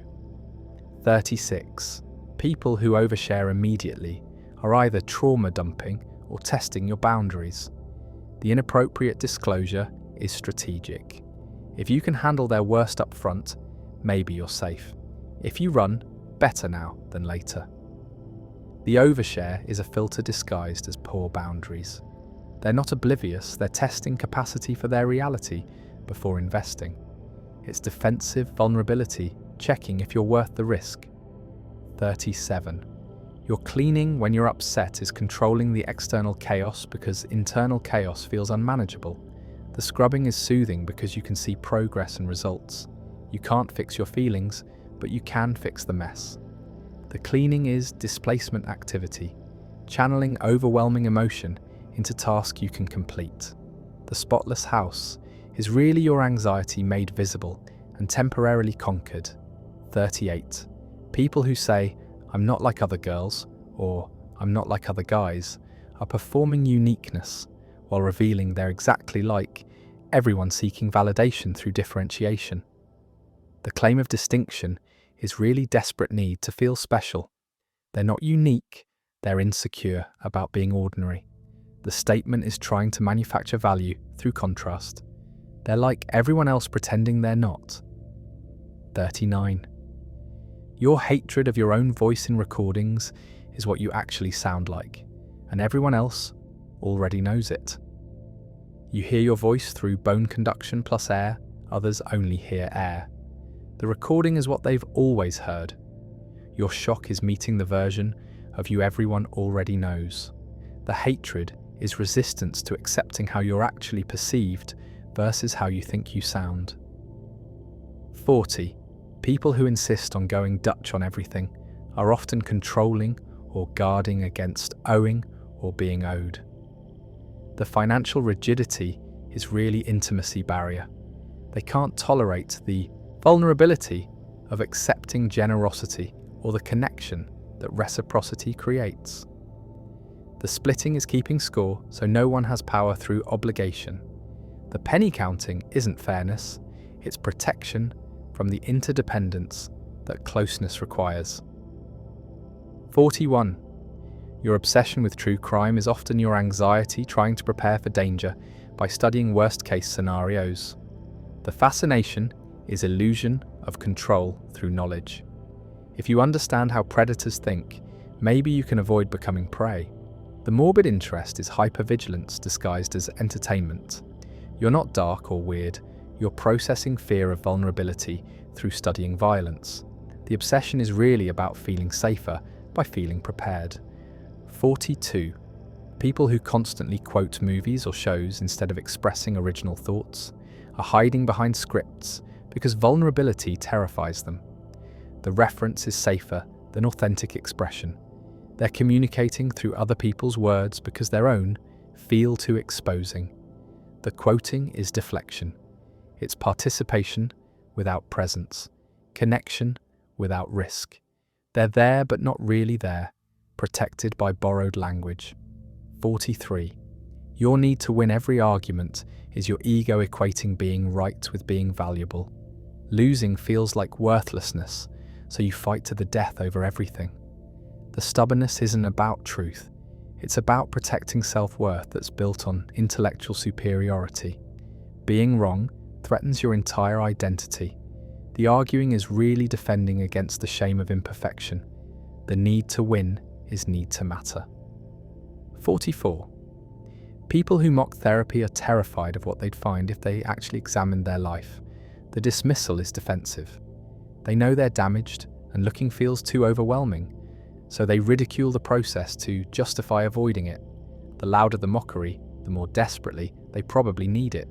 The judgment is really projection of their own fear of being known, even to themselves. 45. Your inability to maintain eye contact is either shame, anxiety, or lying. The avoidance is discomfort with being seen or with seeing the impact of your words. Eye contact is intimate and requires presence most people can't handle. The looking away is protection from the vulnerability of truly connecting. You're not rude, you're overwhelmed by the intensity of actual human connection, unmediated by screens. 46. People who brag about how busy they are have built identity around productivity because rest feels like worthlessness. The schedule is proof of value. If they slow down, they'll have to face the terror that being still means being useless. The busy bragging is really anxiety about inherent worth. They don't know how to matter without doing. Being is insufficient, only doing counts. The hustle is hiding from the fear of being enough without achievement. 47. Your disgust at public displays of affection is often jealousy masked as taste. The couple isn't offensive, they're triggering your loneliness or dissatisfaction with your own relationship. The judgment is projection of what you want but don't have. If you were secure in love, others' expression of it wouldn't bother you. The disgust is really envy, wearing the costume of preference. 48. People who never admit they're wrong are living in constant fear of the shame that mistakes trigger. Their ego is so fragile that being incorrect equals total worthlessness. So they gaslight, deflect, move goalposts, anything to avoid admitting fault. The inability to be wrong isn't confidence, it's terror. They're protecting a self-concept so shaky that any crack threatens complete collapse. 49. Your phone addiction during in-person conversations is intimacy avoidance disguised as habit. The screen is shield against real connection. Looking at faces feels too vulnerable, so you retreat to the safety of the device. The addiction isn't just to content, it's to the distance the phone creates. You're not being rude, you're protecting yourself from the discomfort of genuine presence and being truly seen. 50. People who fish for compliments by insulting themselves are manipulating you into reassuring them. The self-deprecation is bait. They want validation, but need you to offer it without them asking directly. It's emotionally exhausting for everyone around them.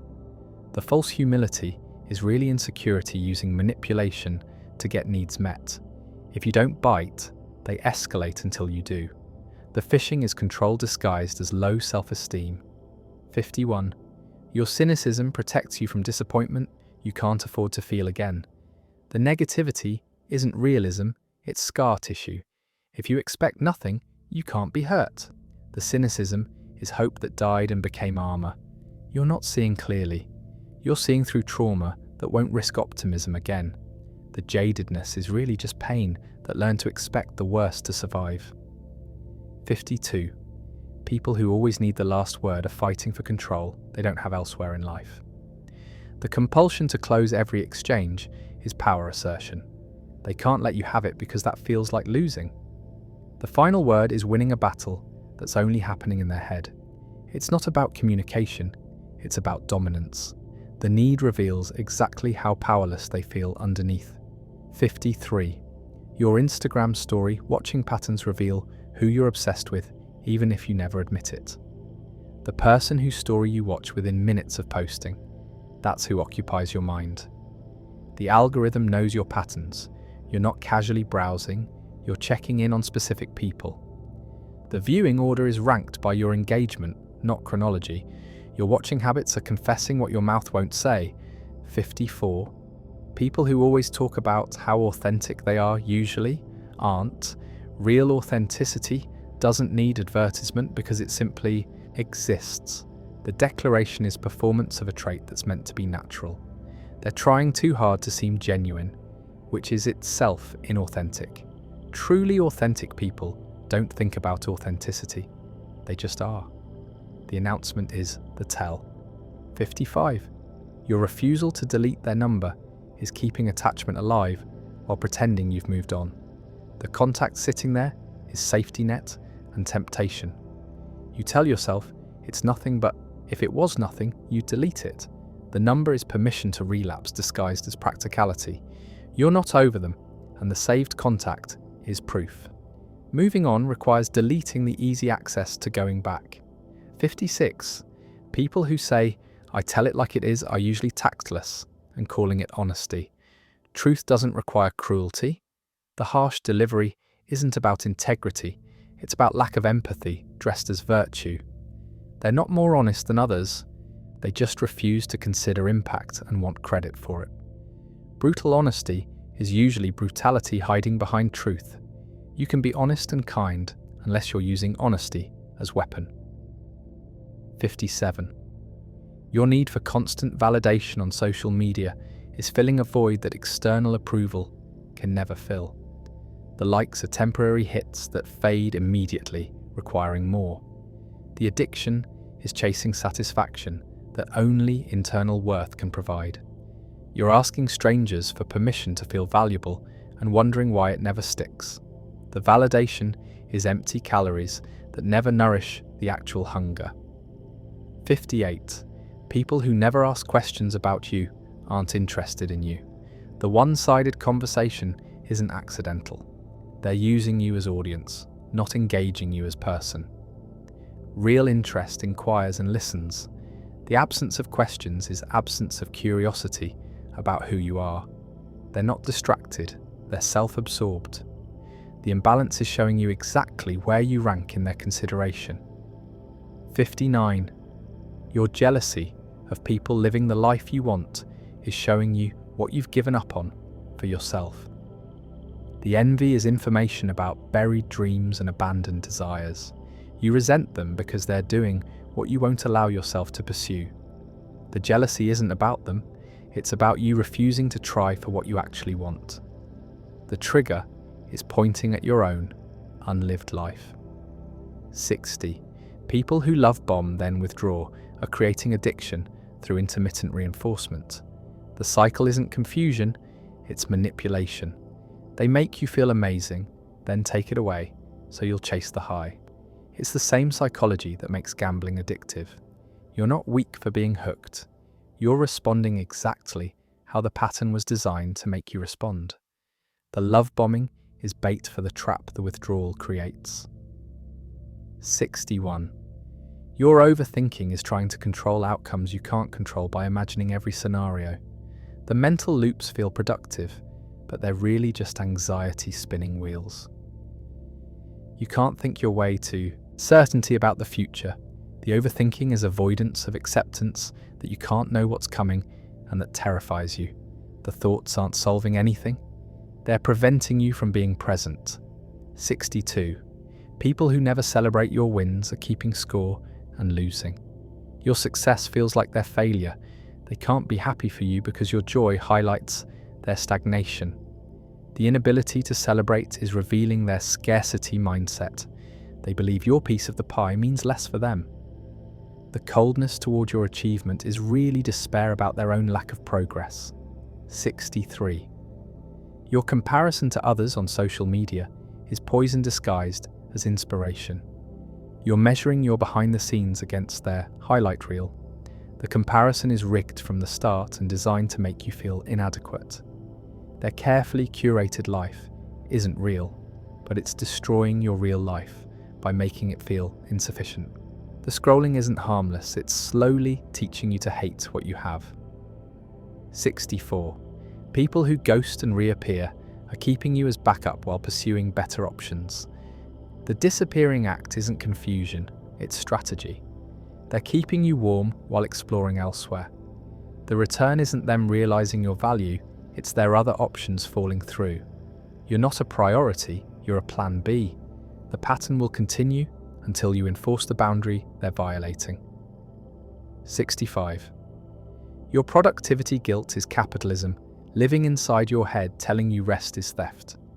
The shame about doing nothing is programming, not truth. You've internalized the message that your worth equals your output. The guilt isn't your authentic voice, it's societal values you've absorbed. You're not lazy, you're human. Rest isn't earned, it's required. The shame is the system punishing you for being a person instead of a machine. 66.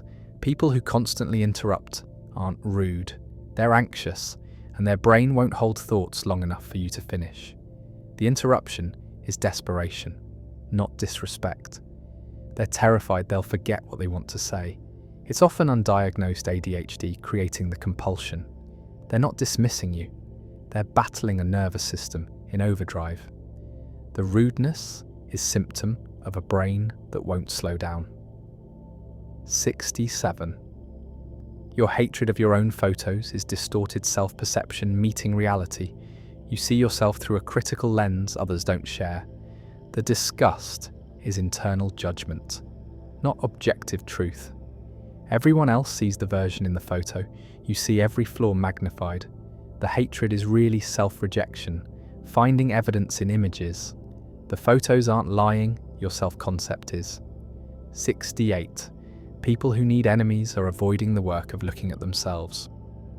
Creating villains is easier than examining your role in every conflict. The enemy serves a purpose. They're the reason everything is wrong, so you don't have to be accountable. The pattern of constant conflict isn't bad luck, it's avoidance. They need someone to fight to avoid fighting with themselves. 69. Your relationship with money reveals your relationship with self-worth. Hoarding it means scarcity, mindset, and fear. Spending it recklessly means trying to fill internal void with external things. Money is mirror for how you value yourself. The patterns repeat because the relationship isn't about money, it's about worth. Fix the internal value and the external handling changes automatically. 70. People who mock others' joy are bitter about their own lack of it. The judgment of enthusiasm is really grief that they've lost or never had that capacity. They're not superior for being jaded, they're damaged and using cynicism to protect from the pain of watching others have what they don't. The mockery is envy wearing contempt. 71. Your phone-checking compulsion when conversation lags is avoiding the vulnerability of silence and eye contact. The device is escape from the intimacy that quiet creates. You're not bored, you're uncomfortable with presence. The phone gives you something to do with your hands and eyes so you don't have to be fully there. The habit is intimacy avoidance, disguised as connectivity. 72. People who overshare medical details are often using physical illness to get emotional needs met. The health updates aren't just information, they're bids for attention and care. The sharing is disproportionate because the underlying need is acknowledgement and sympathy. They're not hypochondriacs, they're people who learned that physical suffering gets them the emotional support direct asking doesn't. The illness is currency for connection. 73. Your self-sabotage right before breakthrough is fear that success will change everything and everyone. Achievement threatens the familiar. What if you outgrow your people? What if success isolates you, so you unconsciously destroy the opportunity to stay safe in the known? The sabotage is choosing connection over growth because loneliness feels more terrifying than limitation. The failure is strategic preservation of belonging. 74. People who always play devil's advocate are avoiding taking real positions. The contrarianism is safety through non-commitment. If they argue all sides, they're never vulnerable to being wrong. The debate isn't about truth, it's about maintaining distance from genuine belief. They're not open-minded, they're commitment-phobic. The fence sitting is protection from the risk of standing for something and being challenged. 75. Your anxiety before good events is nervous system trauma from a pattern where joy preceded pain. You can't trust happiness because historically, good things have meant bad things were coming. The anxiety isn't irrational, it's learned. Your system is trying to protect you from the disappointment it expects based on previous evidence. You're not pessimistic, you're traumatized by a pattern that taught you not to trust good moments. 76. People who say calm down to someone upset are invalidating emotions they're uncomfortable witnessing. The command isn't helpful, it's controlling. They want you to manage your feelings, so they don't have to sit with the discomfort of your expression. The calm down is really, your emotions are inconvenient to me. It's dismissal disguised as help. 77. Your attraction to unavailable people is fear of actual intimacy, choosing targets guaranteed to keep you safe from it. Available people feel boring because closeness terrifies you. You're drawn to the chase because catching means getting close, and close feels dangerous. The pattern isn't bad luck, it's self-protection. You're selecting people designed not to get too near, so you never have to risk real vulnerability. 78. People who constantly need new beginnings are running from the work of sustaining anything long term. The fresh start addiction is commitment avoidance. When things get difficult or routine, they blow it up and restart. The pattern isn't misfortune, it's fear of the unglamorous work that depth requires. They're choosing the high of newness over the substance of longevity. The resets are escaping growth that only comes through staying. 79. Your rage attacks are years of swallowed emotion finally erupting. The explosion isn't about the current trigger, it's about accumulated, unfelt feelings. You've been swallowing smaller reactions for so long that one tiny thing opens the floodgate. The rage isn't overreaction, it's all the reactions you never allowed yourself to have finally forcing their way out. The anger is historical, not hysterical. 80. People who fish with "I'm a terrible person" want you to disagree and reassure them. The statement is manipulation-seeking validation through false confession. They're not actually acknowledging faults, they're baiting compliments. If you agree, you're cruel. If you disagree, you're giving them the ego stroke they were angling for. The self-deprecation is control disguised as humility. 81. Your need to be needed is making you attract people who use you then leave when they're stable. You're drawn to broken people because fixing them gives you purpose. But once they heal, they leave because the relationship was founded on need, not genuine connection. You're not nurturing, you're addicted to being indispensable. The pattern repeats because you've confused being needed with being loved. 82. People who say they hate everyone are usually deeply hurt and protecting through misanthropy. The blanket hatred is shield against specific rejections that destroyed them. They're not superior for disliking humanity, they're wounded and using cynicism to guard against more pain. The hatred is really just scar tissue from believing in people who let them down catastrophically. 83. Your passive-aggressive behaviour is anger from someone too scared to be direct. The sarcasm, subtle digs, weaponized incompetence, it's all rage in disguise. You learned expressing anger wasn't safe, so it leaks out sideways. Passive aggression is hostility from someone terrified of honest confrontation. It lets you hurt people while maintaining deniability. It's violence from someone too afraid to throw an honest punch. 84. People who never admit fault are so fragile that being wrong equals being worthless. The inability to apologize isn't strength, it's terror of the shame that mistakes trigger. Their ego can't tolerate imperfection because it threatens their entire self-concept. The stubbornness is really protection of a sense of self built on being infallible because fallibility once meant abandonment. The refusal is survival strategy from when being wrong was dangerous. 85. Your healing will threaten people invested in who you were. Growth disrupts systems that benefited from your dysfunction. People who profited from your brokenness will resist your wholeness. They'll call you different, changed, not yourself. They're right, you did change. You stopped accepting what served them at your expense. Your healing isn't selfish, it's survival. The discomfort they feel isn't your responsibility. Choose yourself anyway. This is the uncomfortable truth about human psychology. The patterns beneath every smile and every breakdown. Understanding this won't make people easier to love, but it will make them impossible to misunderstand. And sometimes, clarity is more valuable than comfort.